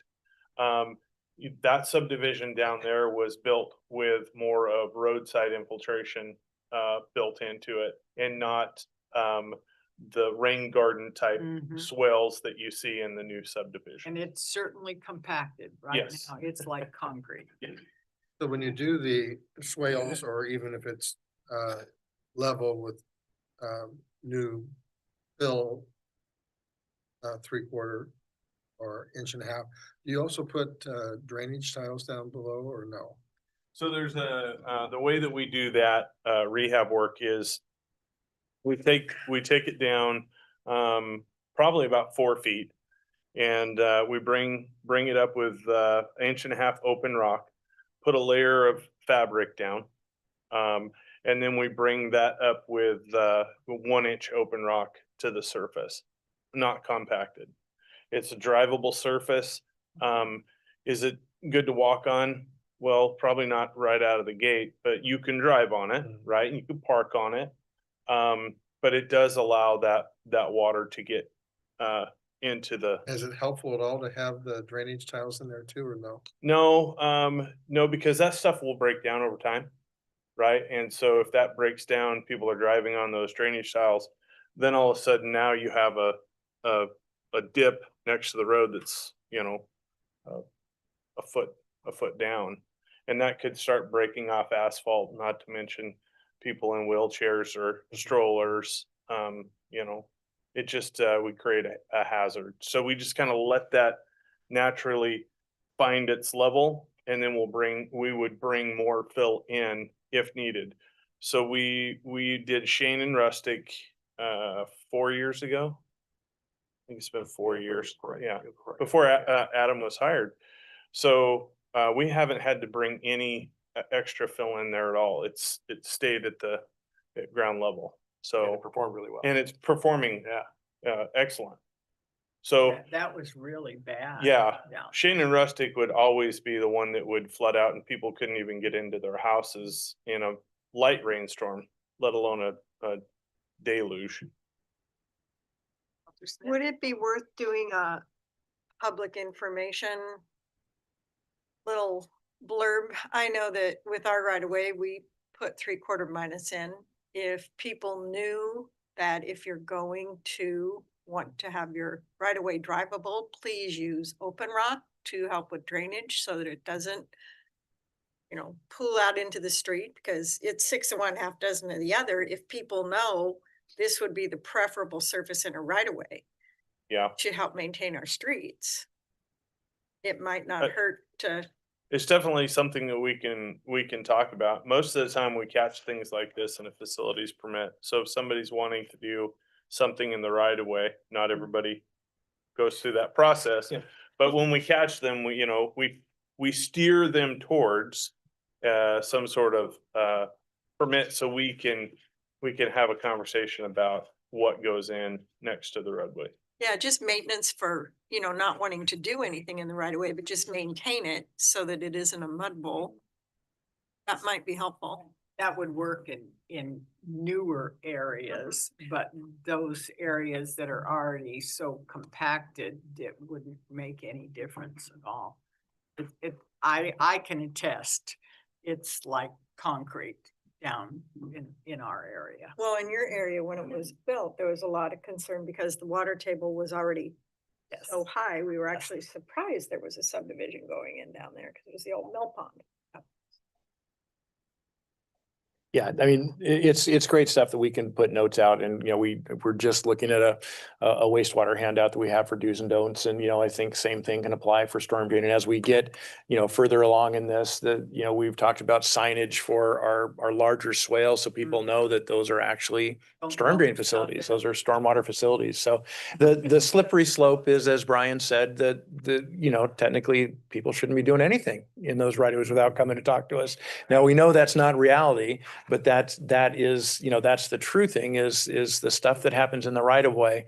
There's way more involved than people realize. And, you know, there's other utilities that are in there underground too. So we don't want to be encouraging people to, on their own, scrape and put open rock, you know, when there's a gas line or a fiber or something. You know, so there's a lot, it gets, you know, it gets complicated quickly and it's also different from street to street. Brian can pick up the phone and already envision it and know exactly what somebody's talking about. But yeah, if we can talk to them in advance is always the preferred. Yeah. Councilor Engebretson. Yeah, I was just curious. I know, Brian, you've mentioned a few times, sort of the pros and cons of the curb and gutter versus the rain gardens.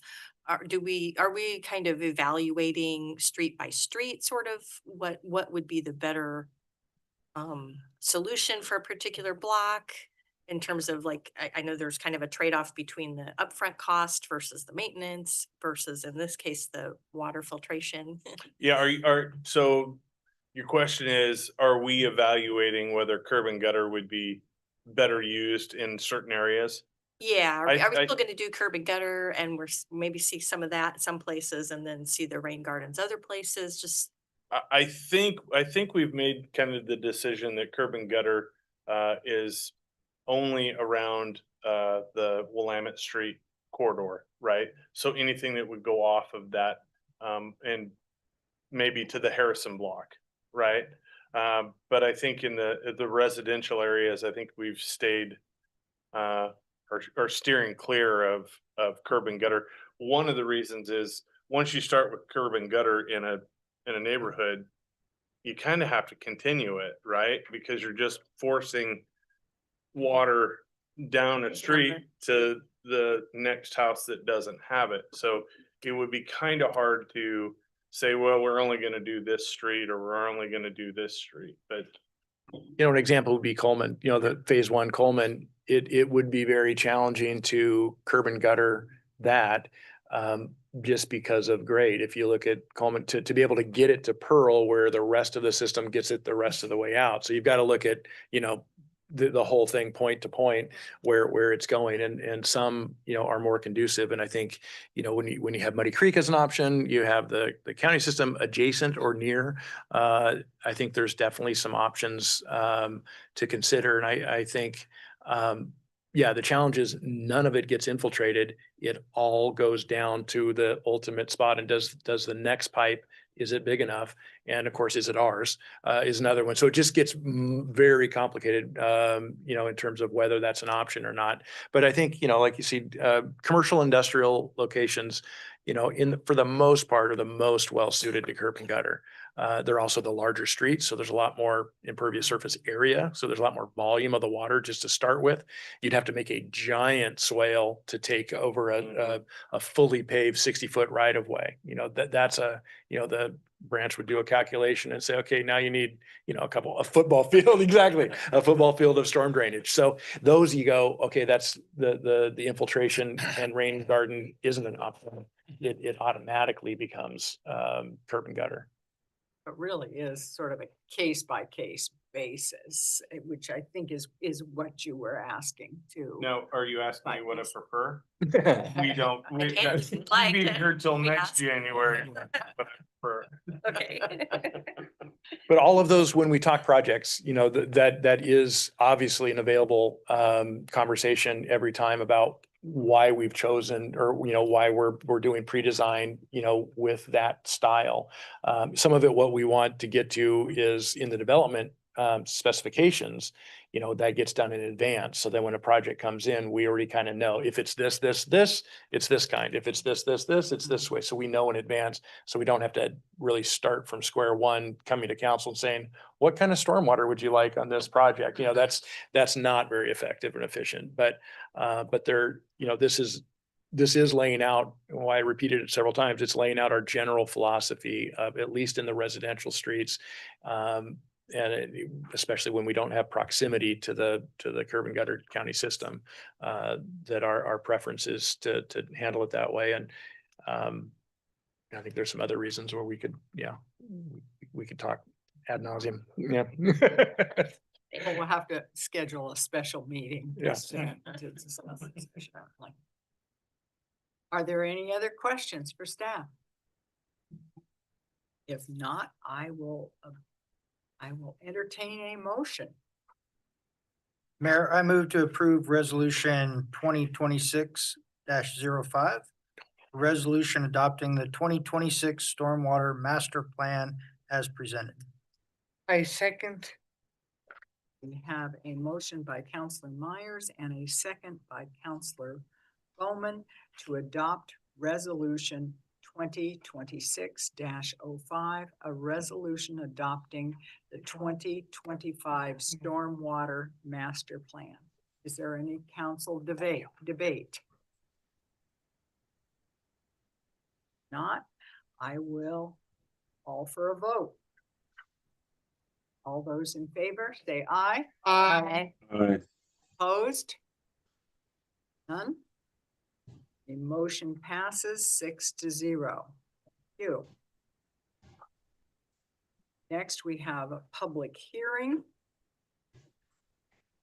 Open that at 7:50 for resolution 2026-02, a resolution adopting revised water rates.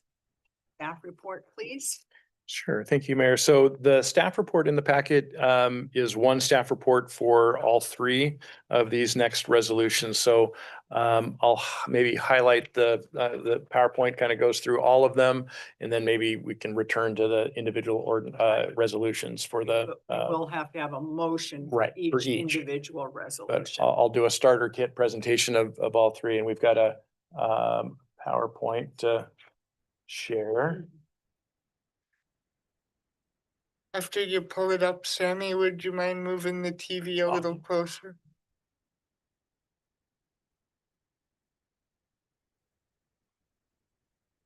And the suggested motions are on page 208 of the packet.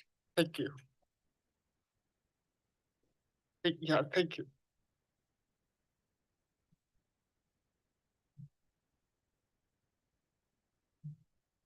Always translates interesting on the fonts. Don't know what happens. Okay, so the staff report kind of lays all this stuff out as well. But this is taken from utility rate review from last year. So much of these slides are the same. When I went back to kind of modify and update the slides, I realized that what we were talking about last year really holds true. So I'll just try and quickly go through a recap, because the point of these three resolutions really is a maintenance style. Thank you. A maintenance style rate increases really, and with one exception. So we're talking about water rates, wastewater rates, and transportation utility fee, the TUF. And the proposal or the recommendation from staff is to update all of those fees using the ENR that we talked about earlier, 3.4%, so that our rates keep up with the costs that we're experiencing in those utilities. So I'll go through this slide deck real quick, and here's the arrows. And if the budget committee runs me out and just says, don't do this graphic again, I'll get rid of it. But I think this one is really the big picture graphic, you know, going from financial survivability to financial sustainability, and then on to financial resiliency as our target. And that's the forward movement. And I think we're I think we're making a lot of progress. We've talked about that with the revenue subcommittee, the 3 different phases, scopes that they've gone through. And I think we are really moving towards that sustainability, that middle square. So, this is really a recap, and we're at this spot, that December 25, we're January 26. So, we did, an initial last year at this time, a rate review. The rates were effective, February 1st.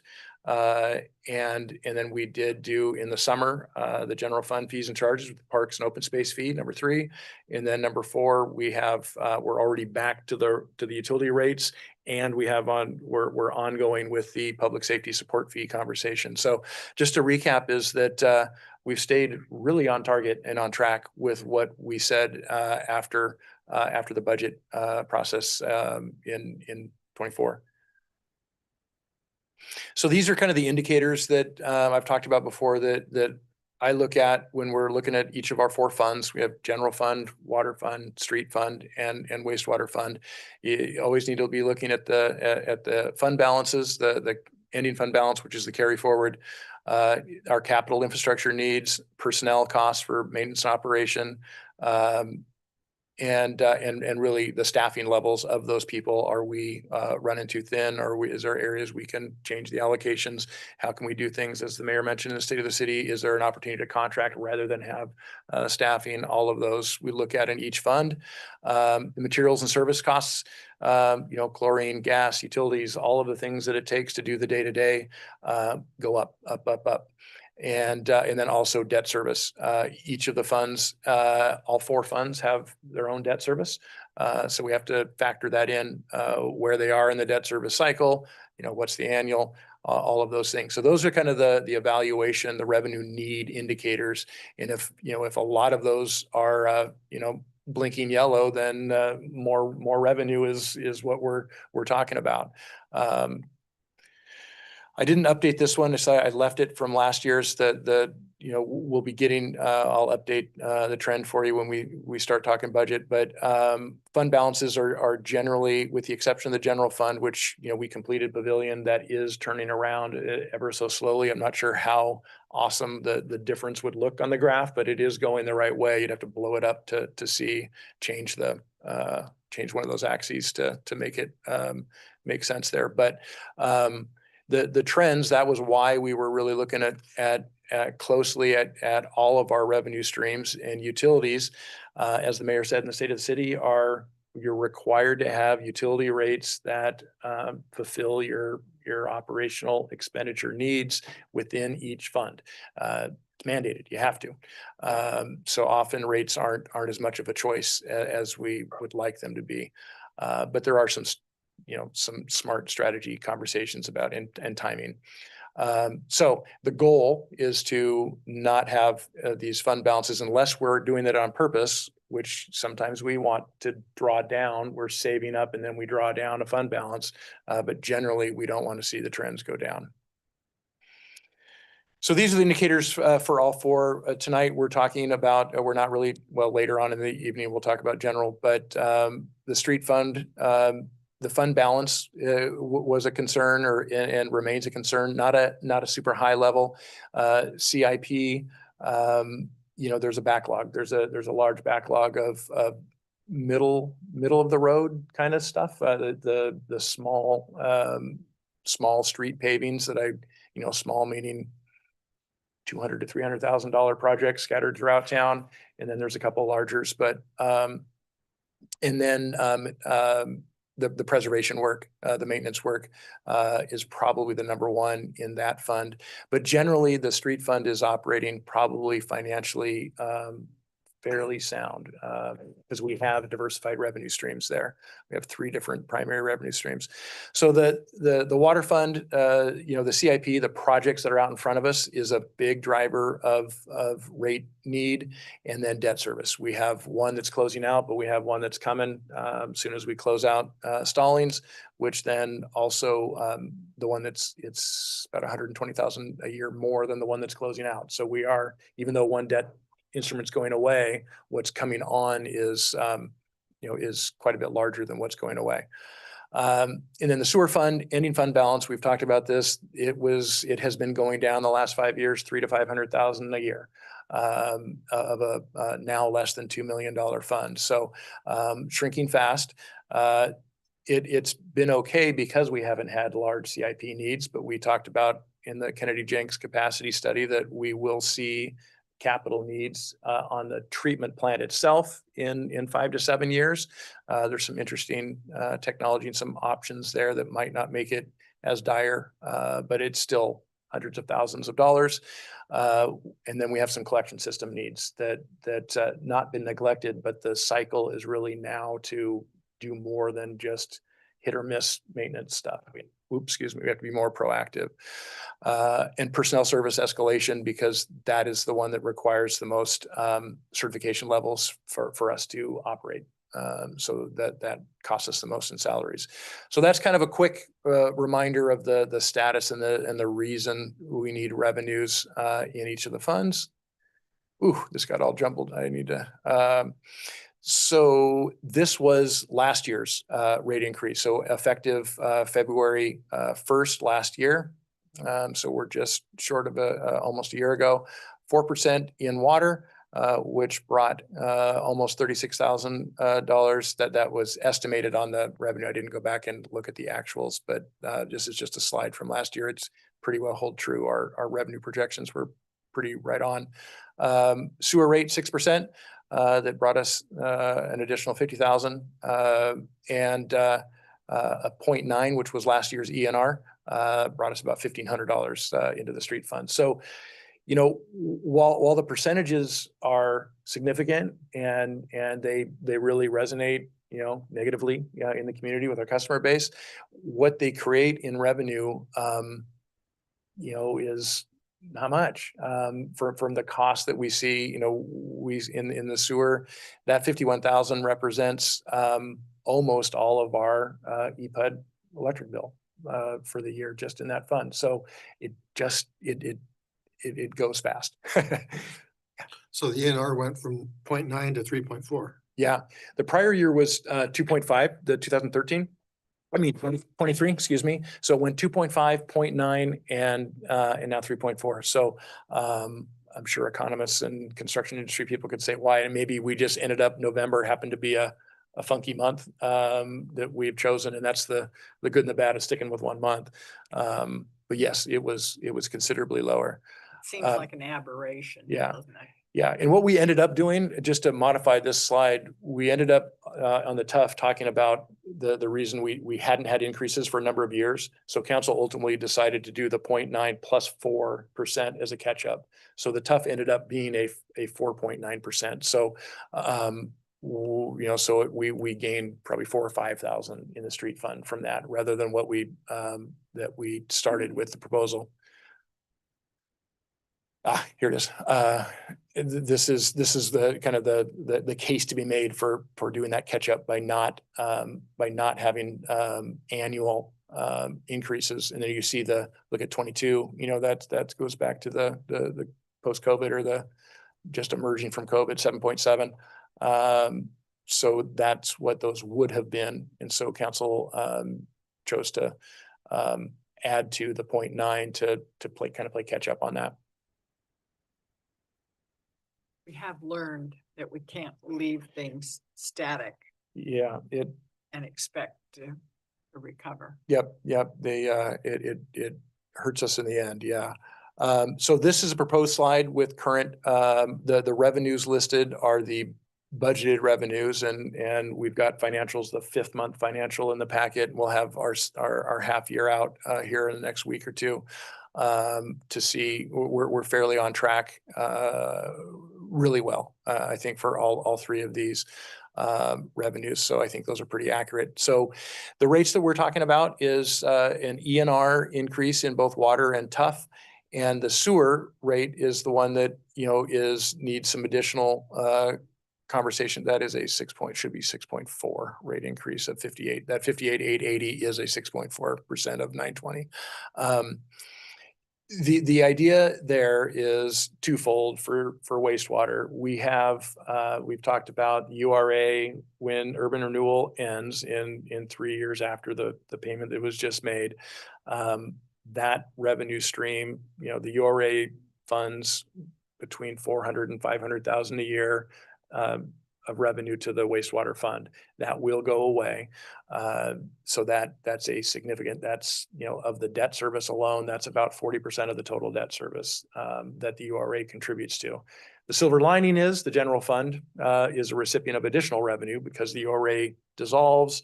That puts all that tax base back in the general pot, and then we get more general fund revenues, and we can talk about that with the public safety support fee. That plus the dwindling fund balance plus the upcoming capital in about 5 or 6 years means that from the staff perspective, when Brian and I are looking at what's going to be needed in the 3, 5, 7-year window, we need to build that fund balance up to be able to afford the capital that's coming. So the recommendation on this proposal in the resolution is to do 3.4 across the board, all three, and plus 3% in wastewater, with the express reason to build that fund balance up instead of us keeping going the wrong direction. Because if we wait until the URA is gone and then add, we're going to have to add 20%, 25%. I mean, it's significant. It does put that sewer, the sewer rate, right under $100. Look around the state, and the folks that are either just finished or in process with wastewater plant improvements are, not that it's any solace to our community, but there are going to be sewer bills regularly at the 120 to 150 range around the state. And that's just with people that haven't upgraded their infrastructure in 20, 30, 40 years, or haven't completely, they've mandated and patched it. So it's again, as the mayor said, in the state of the city, it's not unique to us. And we have relatively small capital needs because of how well it's maintained and operated. The collection system is a little more fickle than the plant. Well, the plant's fickle, but we're on it every minute of every day. The collection system is a little hard to be as on top of it. So that's really it of what we're looking at. And those are the bolded numbers are what they generate for each of the funds. And see what this was a table that just shows, what, as again, this is perfect timing from the state of the city because the mayor summarized these really well. Each of the funds have different means of generating revenue, and this table is to try and show what means each of the funds have. And you see utility rates. That's it for water and sewer. Street, we have 3, which is which is really, really good. Then this one's back to this really busy chart, and it looks even weirder with the compression here of the stuff. But I'll just finish with saying we're on track. That has been what we set out to do, and council and the subcommittee and have been on top of it all the way through. So that's the presentation. That there's 3 separate resolutions to enact those things. The plan or the schedule to provide time to give adequate public notice that the fee increases are happening, and to be able to pretty efficiently, have time to work up the changes that need to happen. It's not super big, but in our utility billing software, we've got to update our rates and do all of that stuff. The resolutions are set to have an implementation date or effective date of April 1st. So there is a window between if you choose to move forward with them, that we would have a noticing period where we get similar to the prior flyers that we've shown you, and last year's. We'll update those and have that information out to all customers that rate increases are coming, with a kind of a very summarized version of what we're discussing tonight. Good news is we have a model that has worked previously in terms of public education, and we can just update that as Adam said. make sure that people are informed. It's never good news. No. I don't think any of us go, yay, rates are going up. None of us are. Right. Regardless of what the rate is, if it's my gas rate or my electric rate or my city services fees, but you know, it is what we are faced with at this point in time. There is no magic pot of No. money anywhere. And as one of our valuable citizen attendees to the meeting mentioned in the break, you know, the alternate to this type of a model is to go flat, spike, flat, Yep. flat, spike. Exactly. You know, and those spikes are, you know, 10, 12, 15% spikes. So it's never, it's the kind of the Chinese torture thing, the drip, drip, drip, you know, rather than holding off and then saying, whoa, we've really got to change things here. We'll be bringing, I'll talk about it more in the retreat, and then we'll bring it forward later as kind of a plan for updating our overall rate methodologies. This isn't changing our methodology. We've talked about, you know, the rate rates by classification, residential, commercial, multifamily. That needs to be looked at to see if the rate structure is still right. Those kind of go with master plans. They go with, you know, they go with other things. So we're devising kind of this 3-year kind of window to chip away at utility rate methodology reviews and updating the actual methodologies. But until then, you know, I think what's in place is sound. And I don't see any major deficiencies. I think there's some things in the consumption, the water side, particularly the consumption and how much is in the base and versus not, and, you know, changing that to be more progressively tiered and those kind of things. But I Those think studies are not inexpensive. they're to do not. either. Right. Oh, Yeah, and that also blends in with, we need to update some SDC methodology. So and it's the same consultants, historically, the same consultants the city has used. I've had some initial conversations, but it's on a, you know, we'll try and do those on a slow roll and have it match up with master plan updates and other things where our data is current. Any other questions for staff? Right, and don't have any public testimony or public input at this point. So I will consider a motion. Do we have any council debate? I should ask I that. need to close the public hearing. I will do that if there is no further questions. And so I will close the public hearing at 8:10. And is there any debate? Seeing none, so I will. I move to adopt resolution 2026-02, a resolution adopting revised water rates. I move to adopt resolution. No, we do them individually.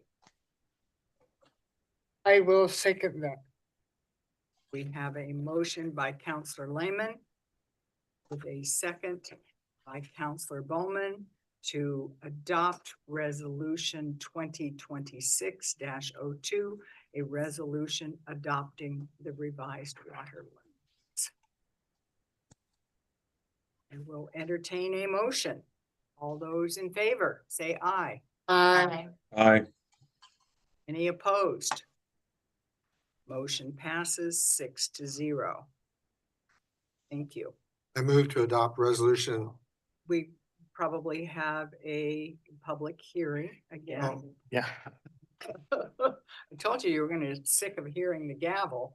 So I will open the public hearing at 8:12 for resolution 2026-03, a resolution adopting revised wastewater service rate. You I- have any else? I'll just do to add? just for the record, I'll do a brief, just a summary that this is ENR of 3.4% plus an additional 3% to address ending fund balance and future capital needs. Does council have any questions for staff? Hearing none, and having no one signed up to provide testimony, I will close the public hearing at 8:13. I continue to move to adopt resolution 2026-03, a resolution adopting revised wastewater service rate. I second. Okay, we have a motion by Counselor Lehman and a second by Counselor Bowman to adopt resolution 2026-03, a resolution adopting revised wastewater service rates. All those in favor, say aye. Aye. Any opposed? Hearing none, the motion passes 6-0. Thank you. We have no contracts tonight, so we'll, oh, wait a minute, I'm missing a resolution here. We have a resolution, something. A resolution, I will open the public hearing at 6:14, for the resolution 2026-04, a resolution revising the transportation utility fee schedule. Maribel, just for the record, think you mean 8:14. Yes, I do. What did I say, 6? Yeah. Yeah, well, it's 1800 in military times. I apologize. I went back to basics there. You are correct. 8:14. Can we have any staff report? Yep, I'll do the same thing. I'll summarize this is a ENR 3.4% increase to the transportation utility fee, which revenues are located and put into the street fund. This is on the transportation utility fee. Are there any questions for staff? And no one is signed up for public testimony or to provide testimony. So I will close the public hearing at 8:15. Is there any council debate? No debate. You're not debaters tonight, huh? Okay, I will entertain a motion. I move to adopt resolution 26-04, a resolution revising the transportation utility fee rate schedule.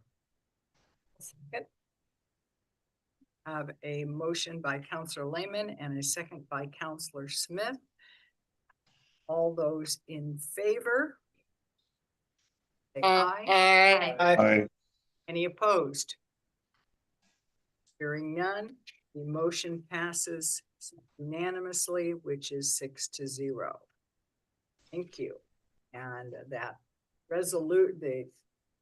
the resolution 2026-04, a resolution revising the transportation utility fee schedule, passed unanimously.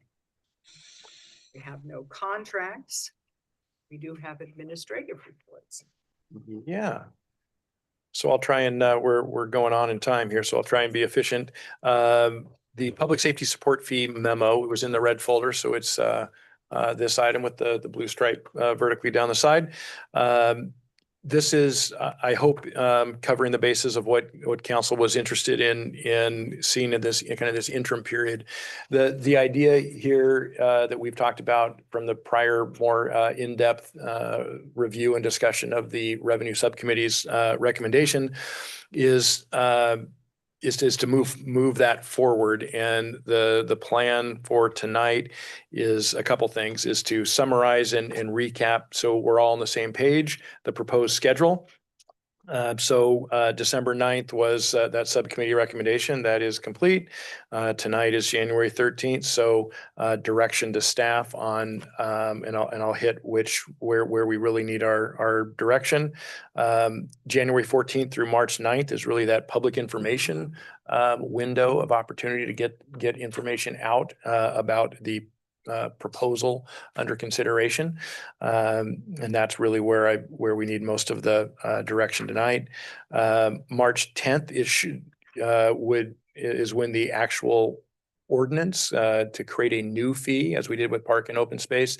It's not just a resolution, it's an ordinance first. So that first reading of the ordinance would be March 10th. Second reading of the ordinance would be April 14th. And then on that same night would be the accompanying resolution that would establish the fee amount and a few of the other collection details. And then July 1st would be actually that the resolution would have an amount and the effective date of July 1st for the implementation of the fee.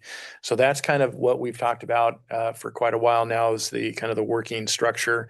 A little bit of a push, or at least the timing is intentional to kind of sync up with the development of the budget.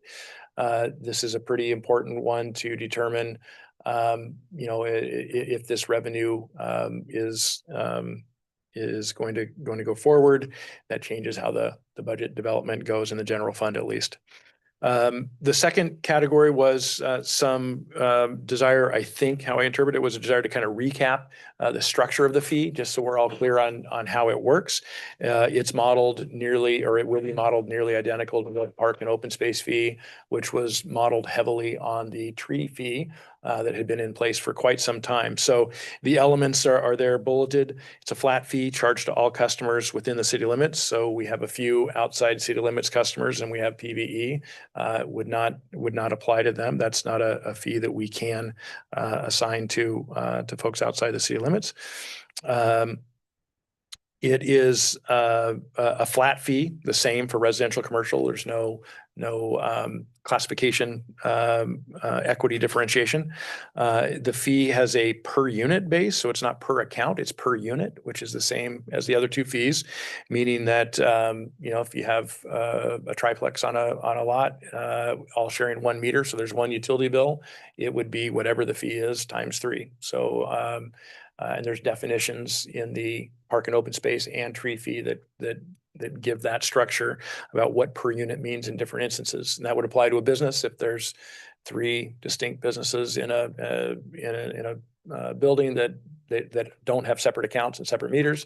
It would be the fee times number of businesses. And likewise, the unique one is it was in the tree fee, and we replicated it, is for the RV parks. Every 10 spaces was defined to be equivalent to a unit. So that's how the unit breakdown would go for our for RV parks. The fee revenue is general fund revenue. But by ordinance and resolution will be limited and restricted for public safety expenditures only, and we'll report it out that way. But it is legally, it does go into the general fund. That's where it has to go. But that doesn't mean we can't. It's not a slush fund. It's not. It's discrete. It's accounted for independently, just as the other two are. And public safety will be defined in the ordinance as expenditures, relating to the police department, municipal court, and code enforcement. All general fund activities and current expenditures. So the page 2 of the memo is really the request, or the ask for direction from council. So, included in the memo beyond page 2 is it's a repeat of the December 9th memo of the council, or the subcommittee's recommendations, just for your reference. It was in December's packet. In order to develop the public information materials, we want to put out, the city council is considering, a fee of, and that's the part where I'm looking for council direction. Fee of what?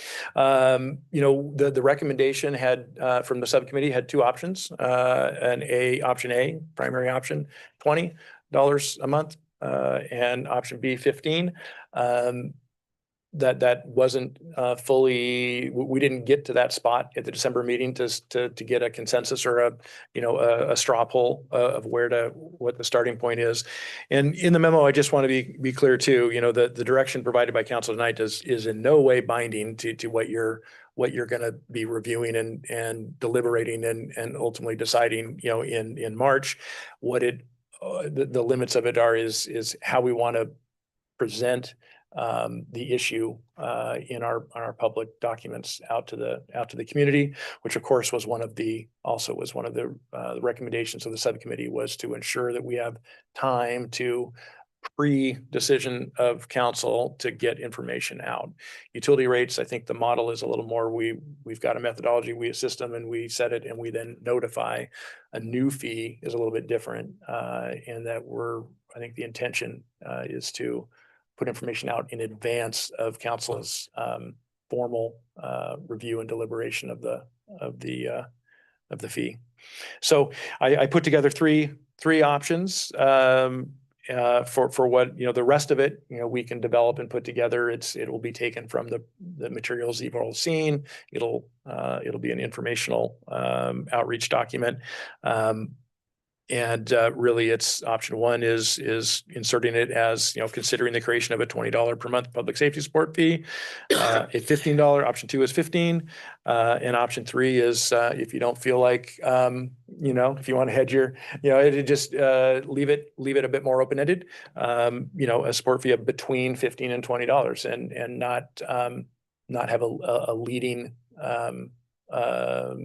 number one way or another. So completely open. I don't think there's it's your all's call about how you want to do it. I think any of the three are completely acceptable to put out there. Just want to get your. This would also qualify for the low income.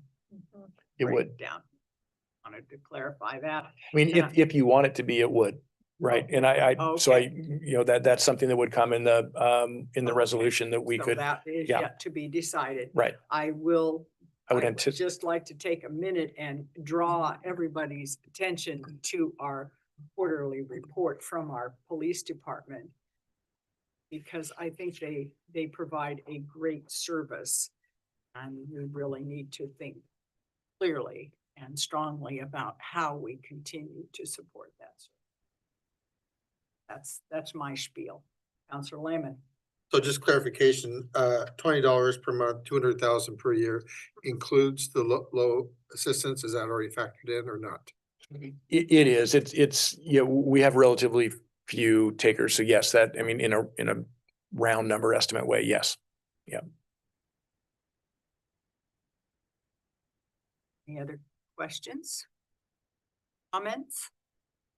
Thoughts? We worked hard on this. Yeah. It was a lot of soul searching, a lot of discussion, a lot of what would it look like if we didn't have the funds to continue our police department? How would that look? Or could we even get coverage from the sheriff's office or somewhere else? Those are unanswered questions. And I agree with Mayor Bell. We did put a lot of thought into it. We looked very closely at Sheriff's Department, which obviously is having a problem even maintaining the services that they're required to give countywide right now.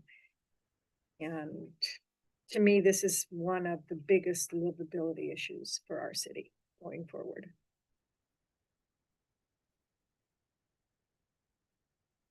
Do we have direction for staff in terms of how we start the conversation? I would support the $20 a month.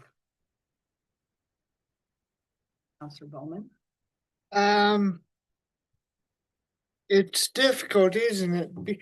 Because these are both large numbers, and I want to recognize that, certainly. But I also agree with all of you. The police department provides a valuable service that we could not very easily restore, if at all, if we didn't have it. So, Do you have a number, amount, in time? on balance, I would say 20. 20. Councilor Wells? Oh, I think you're muted. I'm sorry. Sorry about that. Just respectfully, I mean, it's 2.5 hours into the city council meeting. I feel like somebody has taken the wallet out of my back pocket tonight. And is there any way we can shelve this until maybe further this discussion at the, We no, will at the retreat, Nancy? We I mean, we will be having more discussion. What we're asking for tonight is staff direction in terms of the amount that we should start preparing our public for. all right, I'm gonna have to say I'm undecided at this point.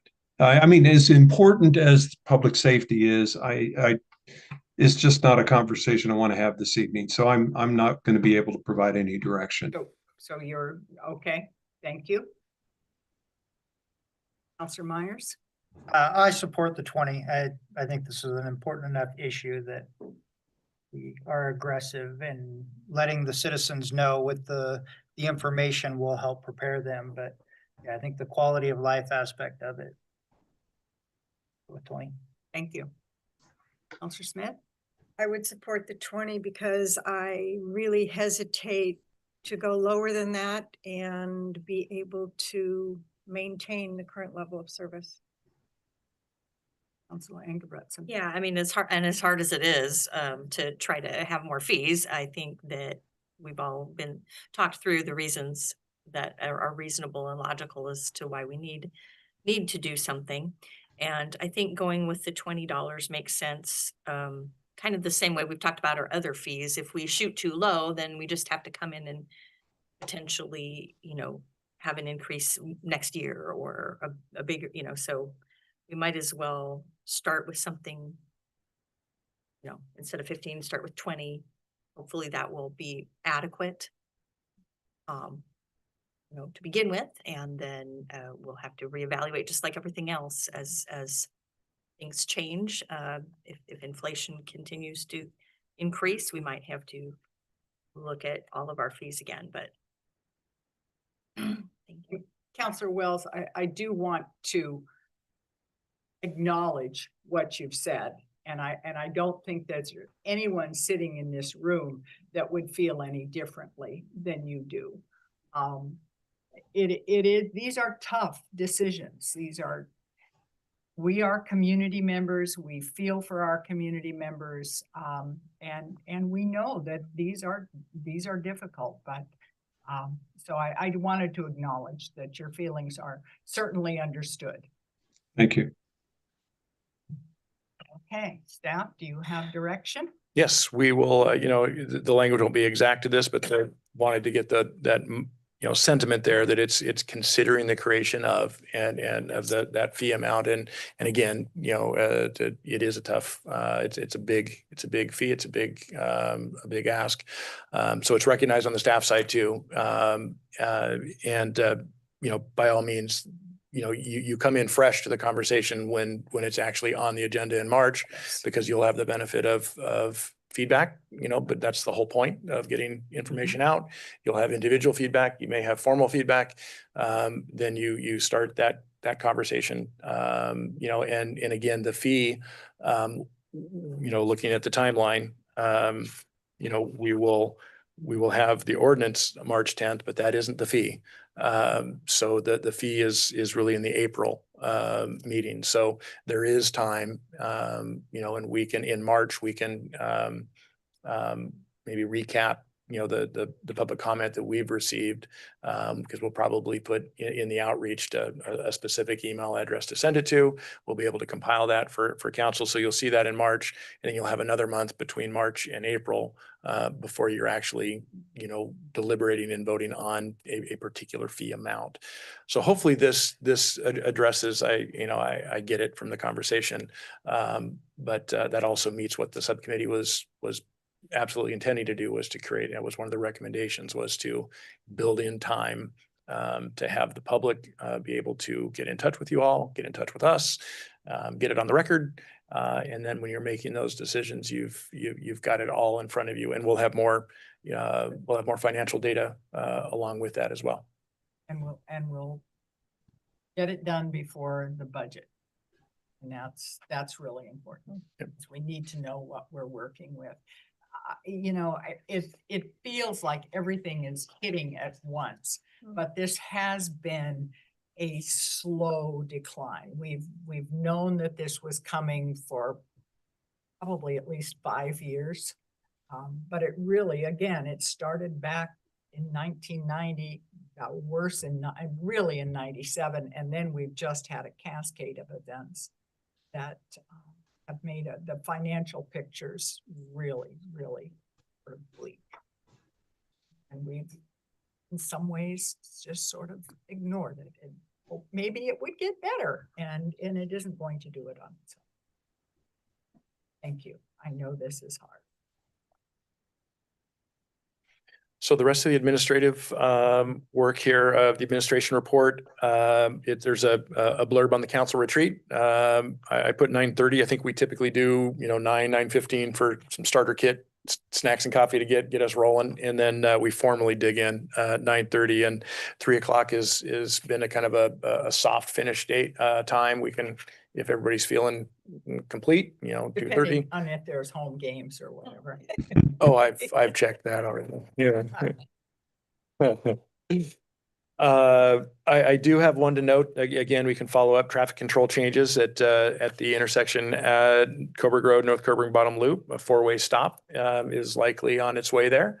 So there's a little blurb in the information there. Lane County Transportation did a study, provided it to us as staff. I also made sure Chief Minter was in the loop, as they have need of that intersection as well.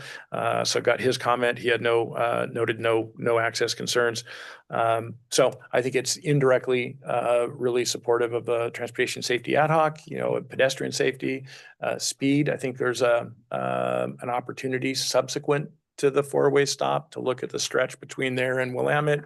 Now that that changes some of the rules, I think. So we'll be monitoring and working with Lane County on seeing if that's another kind of domino that maybe we can get 25, from that stretch instead of going up and down, up and down. So just wanted to get that out there. Don't have the timing at all yet on when that's a Lane County, installation and all that. So I don't know when they'll let us know when that's happening. And then I made a note on downtown holiday lighting and Christmas in Coburg. I think heard nothing but great things. As always with all these events, we do a debrief operationally with all of our team, because it's PD heavy for the event, it's Public Works heavy for the event, plus the park and the facility. And then I meet, of course, with Megan also. And I think we've got some, we have to manage our desires to keep turning the dial, too much without a plan, without a system in place. But I think there's some really cool ideas. And I think we can, really talk about also the difference between Main Street and the Christmas in Coburg event and holiday lighting downtown, and throughout town in general, because I think we need to define, we have some roles there that I think we can't just shift all of that onto Coburg Main Street. We've already, by agreement, the event, the 3-day event window really is Coburg Main Streets, but the backdrop to that event is kind of a shared. So we're going to keep digging, and I think it's some great stuff that came out of the successes of this year too. It was very, very well done. And then I will, the rest of it is monthly stats. It's always, I think, always really good information. And then, as the mayor noted, we have the police department's quarterly report.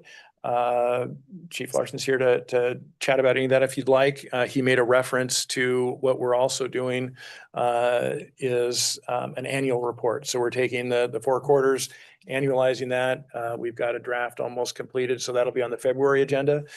You'll see kind of a police department annual report. And the goal really is to have both quarterly and annual reports from police, public works, and finance. Because we give you data from all 3 of those main prime areas every month. And then quarterly gives you a little deeper dive. And then we want to kind of roll that all up into an annual and give you all kind of an annual take on those 3. That's those 3 things are, make up a good chunk of our overall work. So I don't know if you have any particular questions. I know you haven't, well, that was in the packet, so you may have had a chance to read it. I think some really good highlights of activities they've been doing in community outreach, and just really, more than outreach, community participation, really integrated participation in the community. It was nice to note the commendation for Chief Yeah. Larson and Yeah. Officer Wilson. Good job. Way to step up and just be there. Yep, those are all the intangibles that go with the hard numbers that that we produce. Oil change, by the way. Perfect. Any questions for Chief Larson? Very well done. It looks real nice and you all will, you work hard. There's a lot happening in this community that doesn't happen because you're here. And there's a lot that goes on that most of us as citizens do not know about. Thank you. Don't want to make it a one-way street. I think from all of staff, we're very Right. appreciative of an engaged and involved council. It makes working through all this stuff far, more enjoyable and more educational and I think more complete. So thank you from all of us. Well, it's a team effort. Yep. So, financials? Yeah, I forgot that part. This is, About that? yeah, this is month 5. So we really dig in more on the, next months. We're almost finished with closing out December. We 10th working day of the month is kind of the target. So 10th working day is Friday. So we should have draft on my desk for Friday to review. Couple items of note.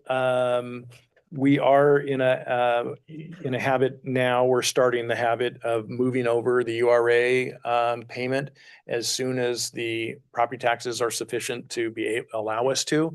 So that's either, November or December. So the goal is for the 6-month stuff that we're building our budget for, that's already there instead of having to go, oh yeah, that's coming and we'll transfer it later. Sometimes that had happened later in the year. So next month you'll see that revenue showing. It'll make the sewer fund look more complete and more normal. Another item that was pointed out on a good eye was the property taxes general fund. So 223, it had in the prior year, we have 803,000 this year in revenue. That's showing the vast majority of our property taxes come in November, December. But if you look at last year, it looks really anomalous because it said 68,000 at the same time last year. And again, that's the same philosophy of what happened last year. These come automatically into our local government investment pool account, not as a check, in the door. So we monthly go into the LGIP and actually have to record those in our general ledger because they don't come in through cash receipting. And last year it was delayed. It just was late. We got the money, just recording it in the general ledger didn't happen until December. So that's why it was so low in November. And this year we're sweeping our local government investment pool account weekly, sweeping it from a GL perspective, just to get it in the general ledger. So hopefully all of these things, when we do our cost allocation, our people cost, everything that we do, we're trying to get it as close to real time as we can, rather than having journal entry items happen in May and June when it's confusing. And when you're looking at them before then, if they can be in their right spot, we want them to be in their right spot immediately. So those were 2 things were pointed out, wanted to share. Everything else we're tracking. And like I said, the 6-month is really the one that I really look forward to because it gives us our kind of our best sense of trending. Any questions on the finance report? Any comments for the good of the order? I have to ask, even though it's late and I know everybody's tired. Not, I will adjourn the meeting at 8:41. Thank you all for hanging in here. Go- Some This difficult goes decisions. over my head. It's appreciated.